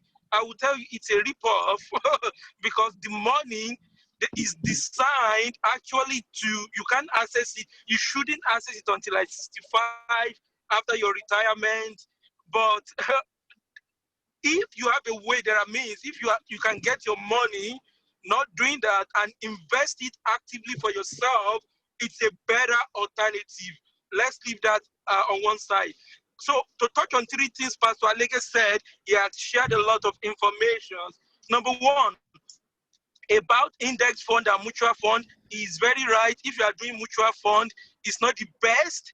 Index fund, although it involves you managing it actively, depending on which platform you are using for it, it has a better charges you'll be paying. I'm not a banker, I'm not a financier, but I have read, I have been involved in a lot of investment that have burnt my fingers. and I don't want people to do that, to learn from their experience. So I've learned a lot now. I've read a lot, and there are a lot of things, platform you can trade for yourself. You can invest on stocks, as he said, and for anything you are investing on, if they are managing it for you, I will recommend for you to please check out all the hidden charges. Like he said, EM and MER, management expense ratio, is a hidden fee which you will continue to pay, which is important that you know. Oh, how much you see, what's the percentage? I mean, lot of all those, I don't have it in my head now. A lot of hidden fees. Maybe when I get home, I can look at those fees. Questions you can ask your financial advisor. That is one. Now, I want to really talk about real estate investment. Pastor Lega is right. However, there are ways around real estate investments, which I have learned, which I have seen, which we can actually delve into for investment. See, if I am doing it all over again, I will not rush to buy a house. I will not rush to buy a house for myself. As Pastor Lege said, I will not rush to buy my house that I want to live on. I will want to first look at the possibility of buying a house that will generate income for me, that the basement can supplement my mortgage. And I'm saying this, if you are out there, you are planning to buy a house. Nigerians, we all like to buy houses, to buy big houses. Go ahead, but look for something that you can rent out the basement suite. Honestly, leave it there, live in it for a while, and when you're ready to move on to buy something, you think, oh, I'm okay now, rent it out, move out to rent, to buy something more. Now, for real estate is not something that the way we do real estate is we rent out something and we are making a little bit of money from it. However, if you really want to make money from real estate, you'll be looking at minimum of 4 to 5 properties, and also you have to register it. As in, you have to register a business, maybe like a holding company, a real estate company. And what that helps you is this. See, all those expenses, Pastor Alege said, it is a very good investment if you get to the point that you register it as a business. Now, what happens is this. For real estate, you wonder why Trump, Richard Kiyosaki are not paying taxes. Is because of something called depreciation. You are allowed to take up to 100,000 of depreciation on your real estate business per annum. People take millions of dollars depreciation because that building is depreciating, right? One other thing is the capital gain may not be really there. There's something we call ROI in real estate. There are some calculations. I will send out some videos. If you are interested, you can learn from on real estate investment that will really help. I won't take your time and guide. Don't write real estate. Real estate is the only investment that is real. I will tell you that. But there are ways to make money from it. The way we are doing it is just wrong. And that's why we are not making the money from it. Uh, yeah, I've talked about the mutual fund, index fund, and the real estate. Yeah, I mean, those are the things. For the bond, as he said, he had clarified about bond is something that is very stable, and don't leave your money for so long in the stock market. Canada government bond is very, very good. One thing I didn't know whether he mentioned is about gold. Investing into gold and silver. I'm not sure. Maybe when I was off, he talked about that. Investment into gold and silver is very, very good. There are ways around it. I won't take time. You can DM me. We can talk about it. I can share. I will share information link you can look into. However, you need money to be able to do that. Not at this stage. I will.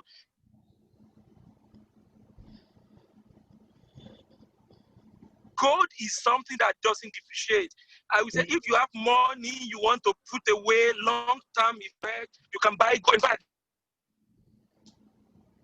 save in the next 5 and sell it. It's easy to do that. Those are some investments also we can do. But for our stage, I will definitely encourage, please, Pastor Alege, if you share your slide with people, that PowerPoint is very powerful. Let's look into it. The problem I've seen with us is my income is not even enough for me to keep up with my mortgage, with my day-to-day spending. So how do I invest? And that's part of the mistake I've made in the past. No matter what, even if it is $100 a month, honestly, you can start with investment. Don't wait until, oh, I get a bigger job, another job, this. With little amounts, I have seen it. If you can do $100, start somewhere. Don't wait until I'm not struggling financially. God will help us not to struggle financially anymore. But what you do now is going to definitely affect what you do. I mean, because you will be starting from the scratch. But saving those $100 monthly or bi-weekly into investment now will help you. Thank you so much. Thank you very much, sir, Dr. Adediji. Thank you for your time. Thank you for the input also. It's a great session, like you said, and I'm glad that we have this on recording. So more information will keep rolling in from different portals that will help. We'll all learn from information that will be helpful to us. So Pastor Alege, the questions and answer now. One question has been on the chat platform for some time now. Somebody posted there and he said, what is your take on real estate investments in Nigeria? Okay, so for me, it is no, not for now. And simply because the devaluation on Naira, unfortunately, I should have sold off a lot of my properties a few years ago. Even last year, if I've take that decision last year. So let me give you an example. Between early this year and now, we have lost 25% on Naira devaluation. So if I have my family here, my expenses are here. This is where I spend money, not Nigeria. So why do I want to put money there? So I will say no. But thank God, with all that is happening currently, by the time things settle fully, then with your big exchange rate difference that you already have, you can now go back, change and buy something, but not now. Let's see where this Naira devaluation is going, because once you tie down that money is losing value. So I would say no. Don't put any money now in Nigeria. Thank you very much. Hello, sir. Yeah, hello, sir. Yes. I will quickly add to that. You are right, Pastor Lege. For real estate investment in Nigeria, the major people I see that were investing into that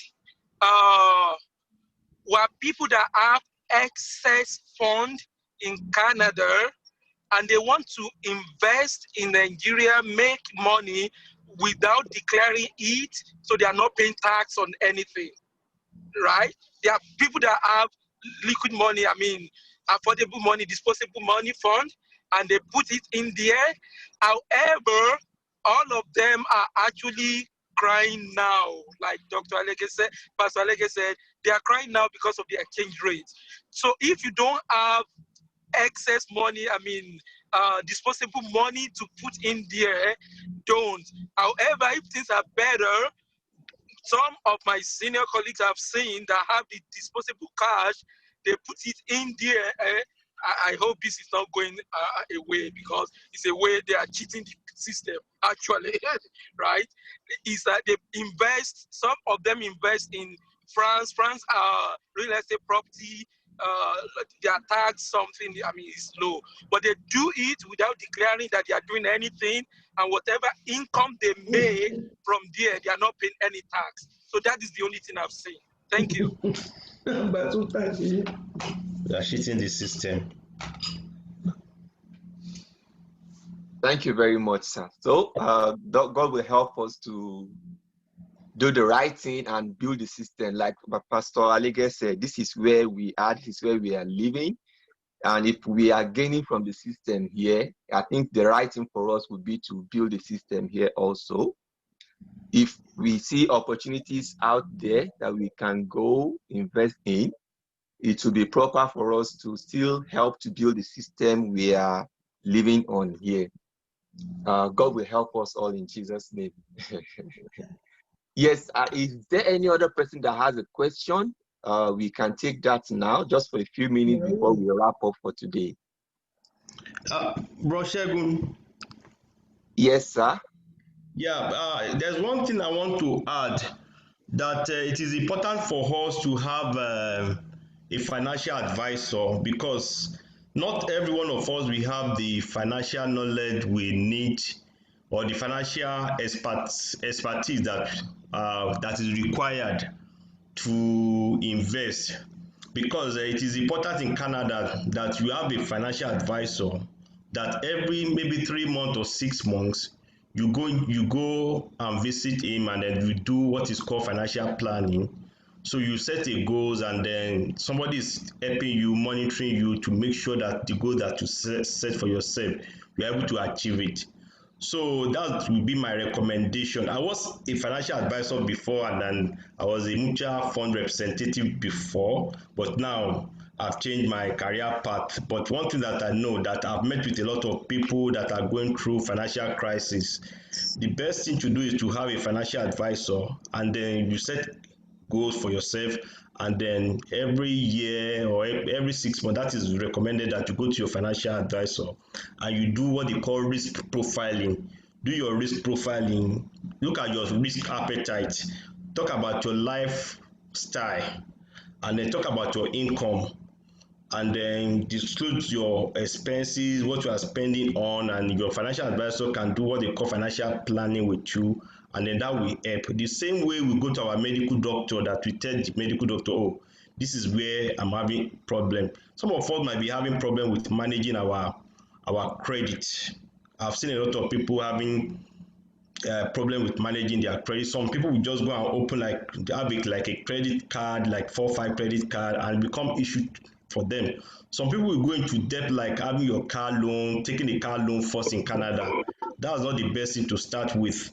Immediately, maybe the people that are just coming to Canada, or people that are struggling with one thing or the other, it is good for you to have a financial advisor. And then I think we have couples of financial advisors in our church that can help out. So that will help them. They will monitor you. They can even mentor you on how to be financially disciplined. I think that thing we need it very well. And then another thing concerning the management expenses ratio that we're talking about, I agree with you that there are times for some mutual fund the MER might be high, but at the same time, when we are investing on our own too, you know, there's something, if you are investing on your own, when you are buying stock on your own, there's something we call ask and bid price. The platform that we are using, they still make money from us, but we don't know, because there's something we call spread between your ask and bid price. The spread, it is what they go to them. They still make money, but as mutual fund representative, we have a designated manager that is managing your fund. And then you don't have time to manage your fund yourself, the what you are paying as management expense ratio is really small compared to what you might be paying if you are investing directly, and you might not have that knowledge or when to enter into market or when to exit the market. So at times it is win-win for you if you don't have that time to really follow the market to invest in your fund. Thank you.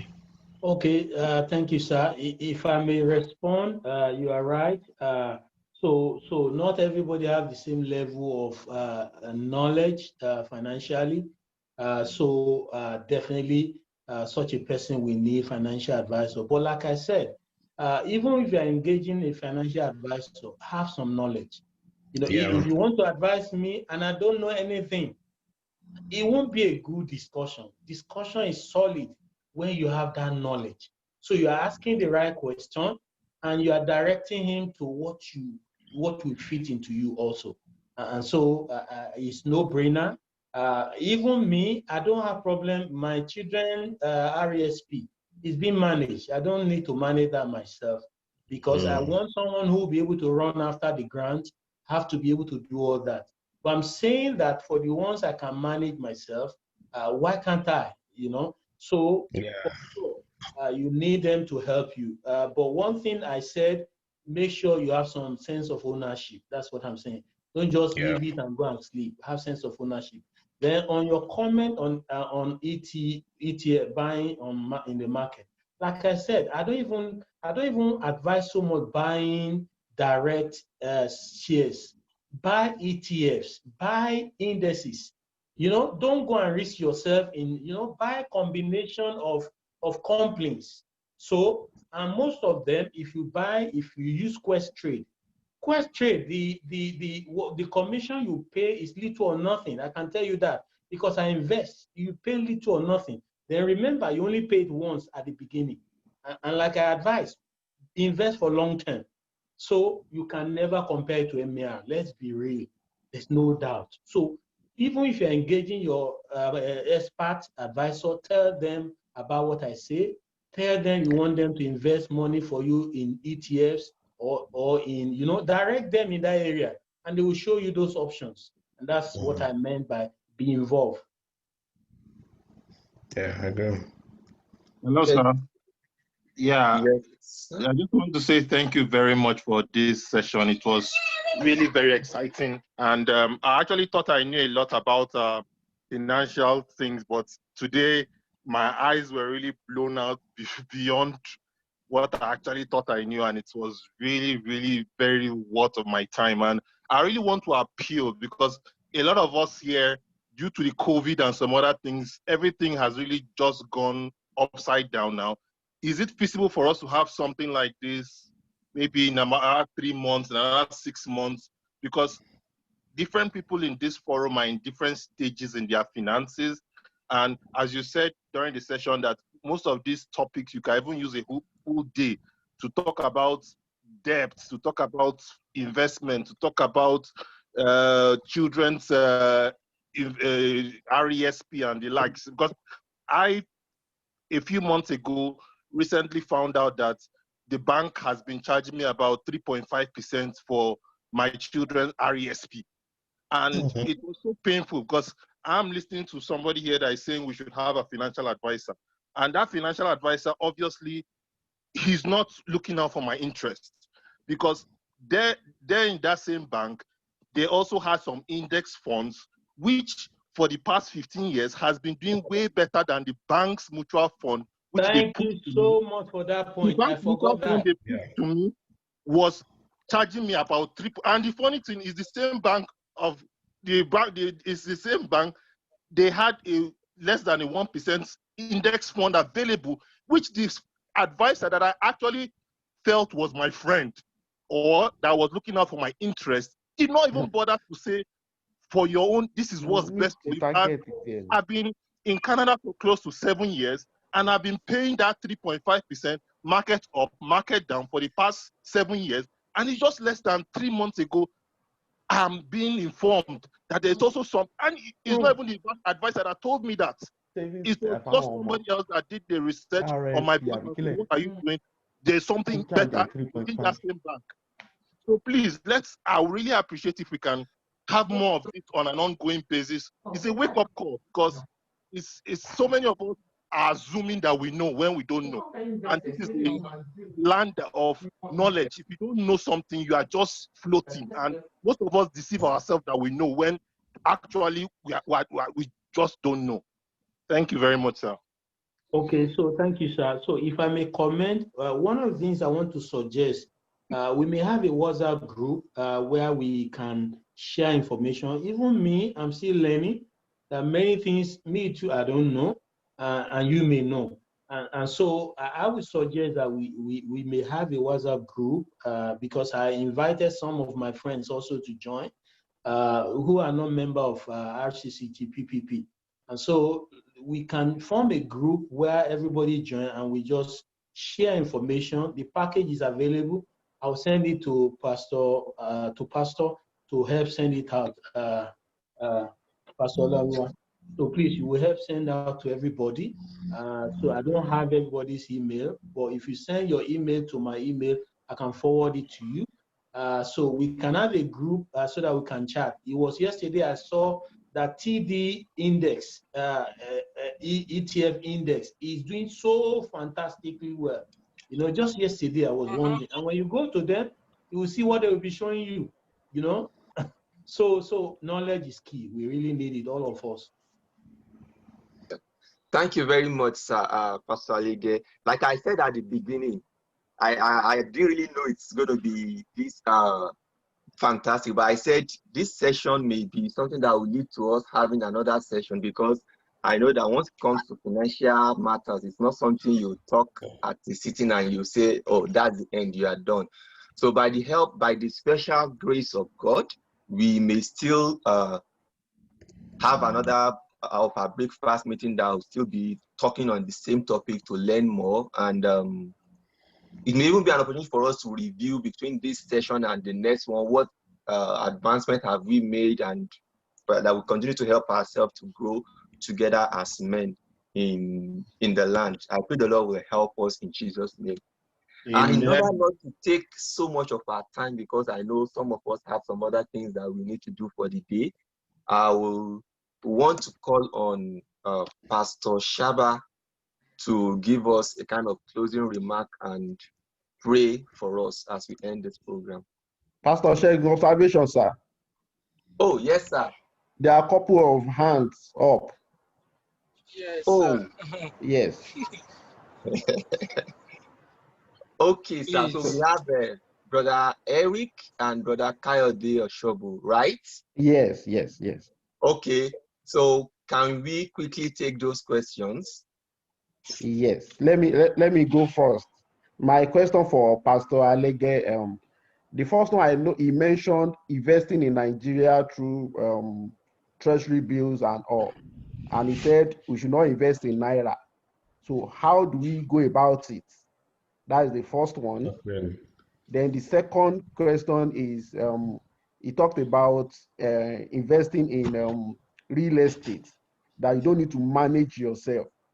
Do we have that kind of opportunity in Canada? Because I knew they have a lot of it in the US, but I've not heard of anything like that in Canada. So do we have something like that in Canada? Yeah. Then the last one is issue of giving. I know he talks a lot about giving. So I want to ask, based on what he has been doing, paying tithe, is he before tax or after tax?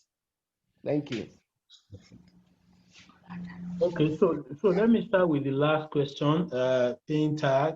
So I think, you know, at times we belabor this tax thing, you know, and it has to be your personal conviction. And so, but if you want to look at the scripture, it says, pay from your increase. So tax is not money you earn. Government takes that from you.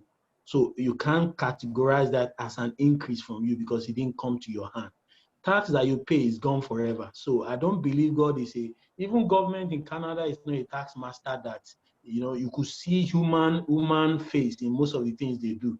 How much more God? So, but remember, tax is a sacrifice. So you can decide that you do 10% from everything or 10% after tax. Both of them are okay. You are not guilty.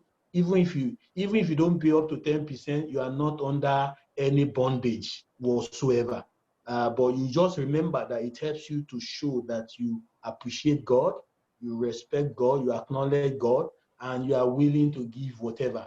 And in the Bible, they don't even say it's everything. It said it's like minimum. So if the Old Testament says they do it, why am I going to debate it? You know, because he said, until my righteousness surpass that of the Pharisees and the Sadducees. So why do I want to say 10% is too much? So if you do after tax, you are okay, because sincerely, you didn't hand that money. So then on the real estate management, where the one I talked about is REIT, is the real estate investment trust. So those ones, you don't see the property, you just invest and be part of an investment. So let me give you an example. Let's say there's a company called Realcan, who is dealing in real estate. And that company has the malls that are in Aboland in here, and is renting it out. He's the one managing all those property. All I just did was to buy a little, just be part of the investor. So that's the one I'm talking about. But I know that one of the brothers mentioned that we could come together, I don't know, or some company comes together. And so in that kind of situation, we can leverage company to manage for us. So the one I'm talking about is REIT, which is Real Estate Investment Trust. So that's the one you invest, you don't get involved at all. Then finally, on Hero Bond in Nigeria, what I do and what I would suggest you do is just to change your money from Naira to USD and put it in your DOM account and move it to those investment accounts. IBTC do a lot of this. IBTC can be managed from here. United Capital also do very well, and all of them have been tested doing better than 5%. I've done them, and I can tell you it works very well. And so what that does for you is that put some money there, it will be growing, and anytime you see big opportunity here, you can now move it down here. But don't leave your money in Naira, please. Naira devaluation is not going to help you. Make sure you move your money. If it's going to be in Nigeria, don't leave it in Naira for now. But the one you have already, just leave them. It's already devalued. We are praying that it will not be worse than this. Thank you, sir. Yeah, thank you very much, sir. Is Brother Eric still online? His hands has been up right from the beginning of the program, so I'm not sure if he really has a question or. Brother Eric? Maybe his questions were answered. Okay, maybe his question has been answered. Okay, so I would like Sorry, to hand Pastor over. Olulowo. Yes, sir. Pastor Olulowo. Yes, sir. You can go ahead, sir.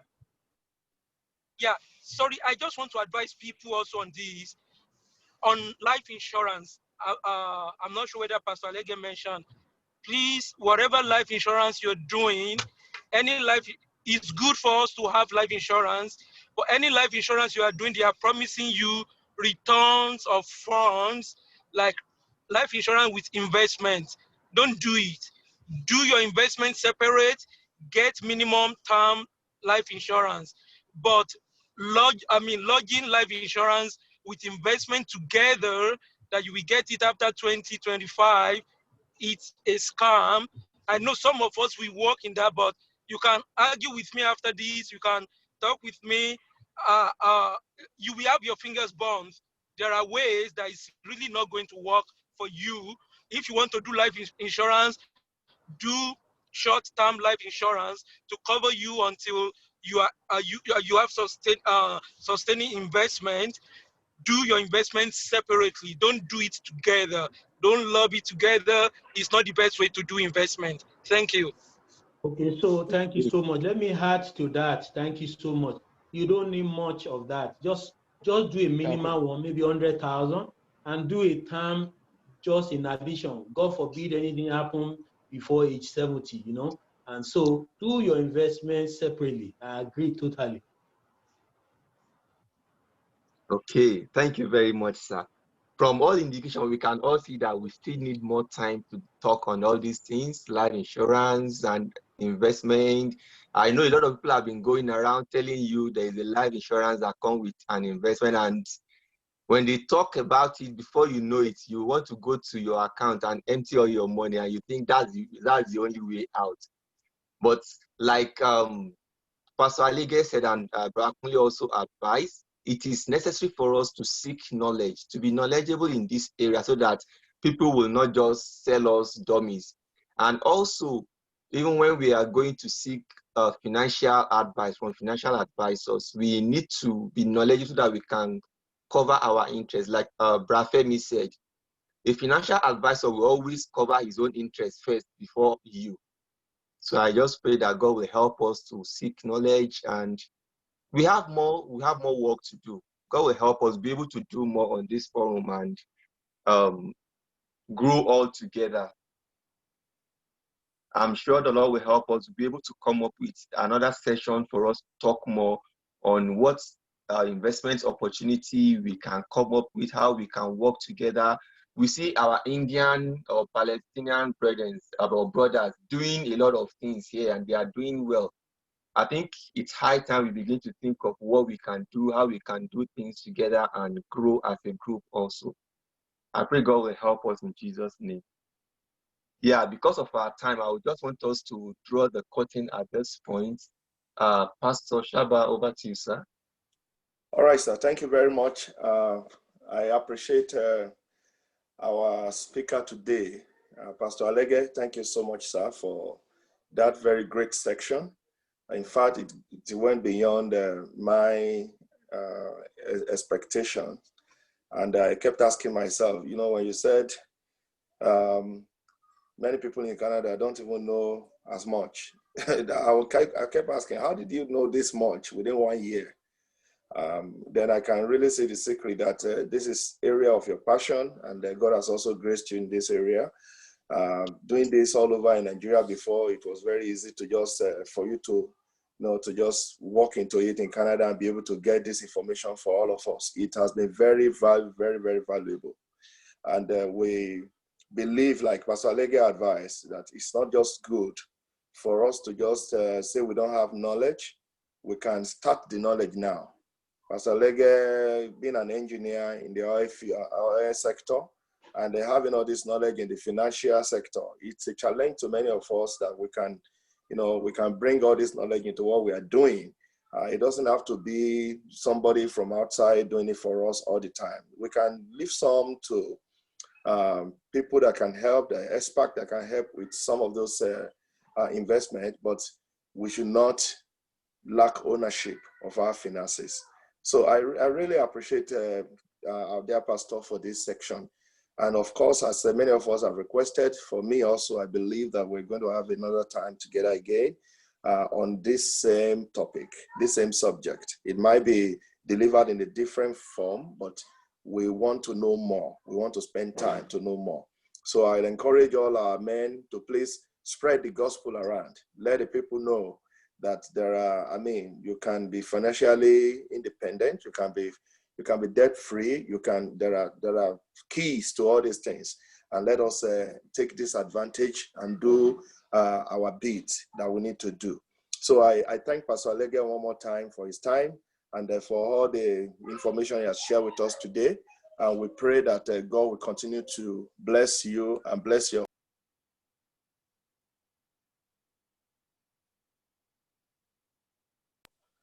Sorry for that interruption. Bless you and bless your home in Jesus' name. And God's ministry upon your life also is blessed in the name of Jesus. We thank you, sir. And to all of our brethren, please let's make use of what we have heard today. One thing that I've always seen with human is that most of the information passed across to us and probably not used, maybe 5%. In fact, as many lives here today, we may even forget.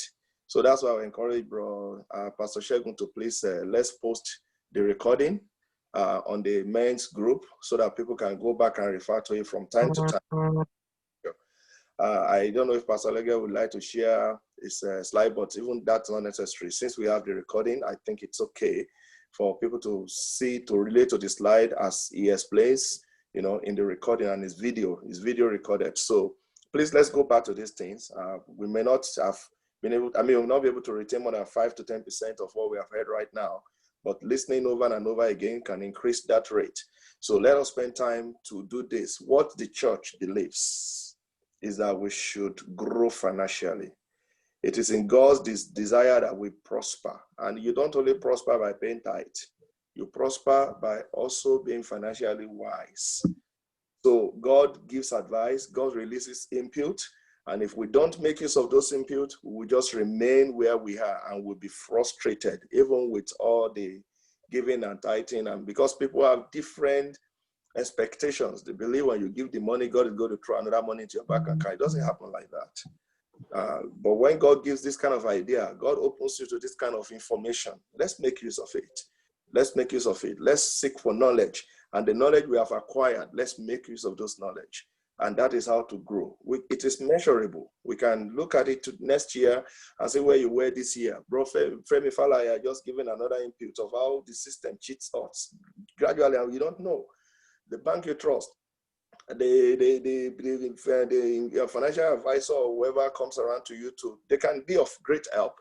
But some of them, they are also bound with, not releasing some of this information that they know that if a client understands that, they may not be able to have a business. So we won't blame financial advisor that they didn't tell me this or tell me that. They are doing their job.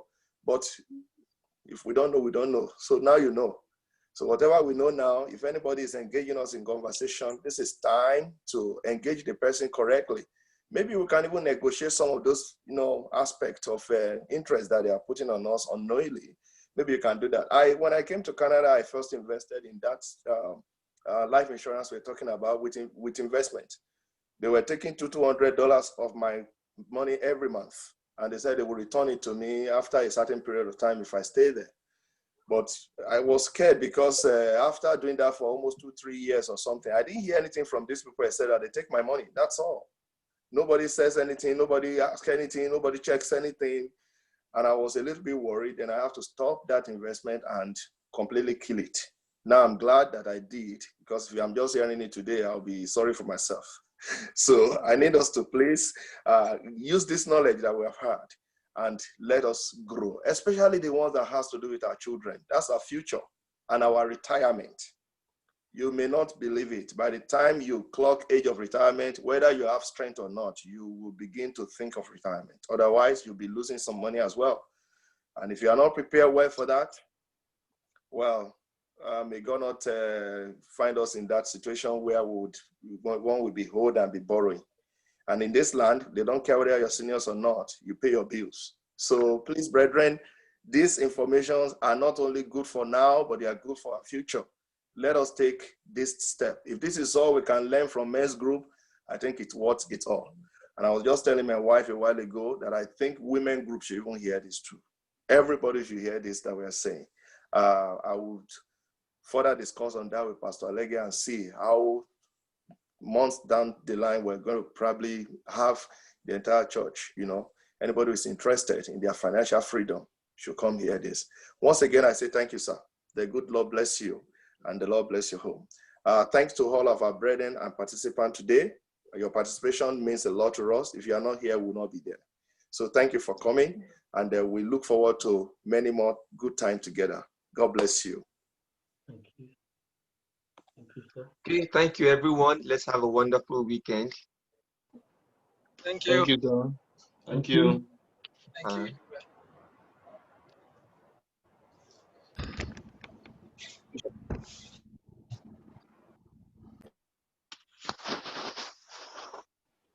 Yes.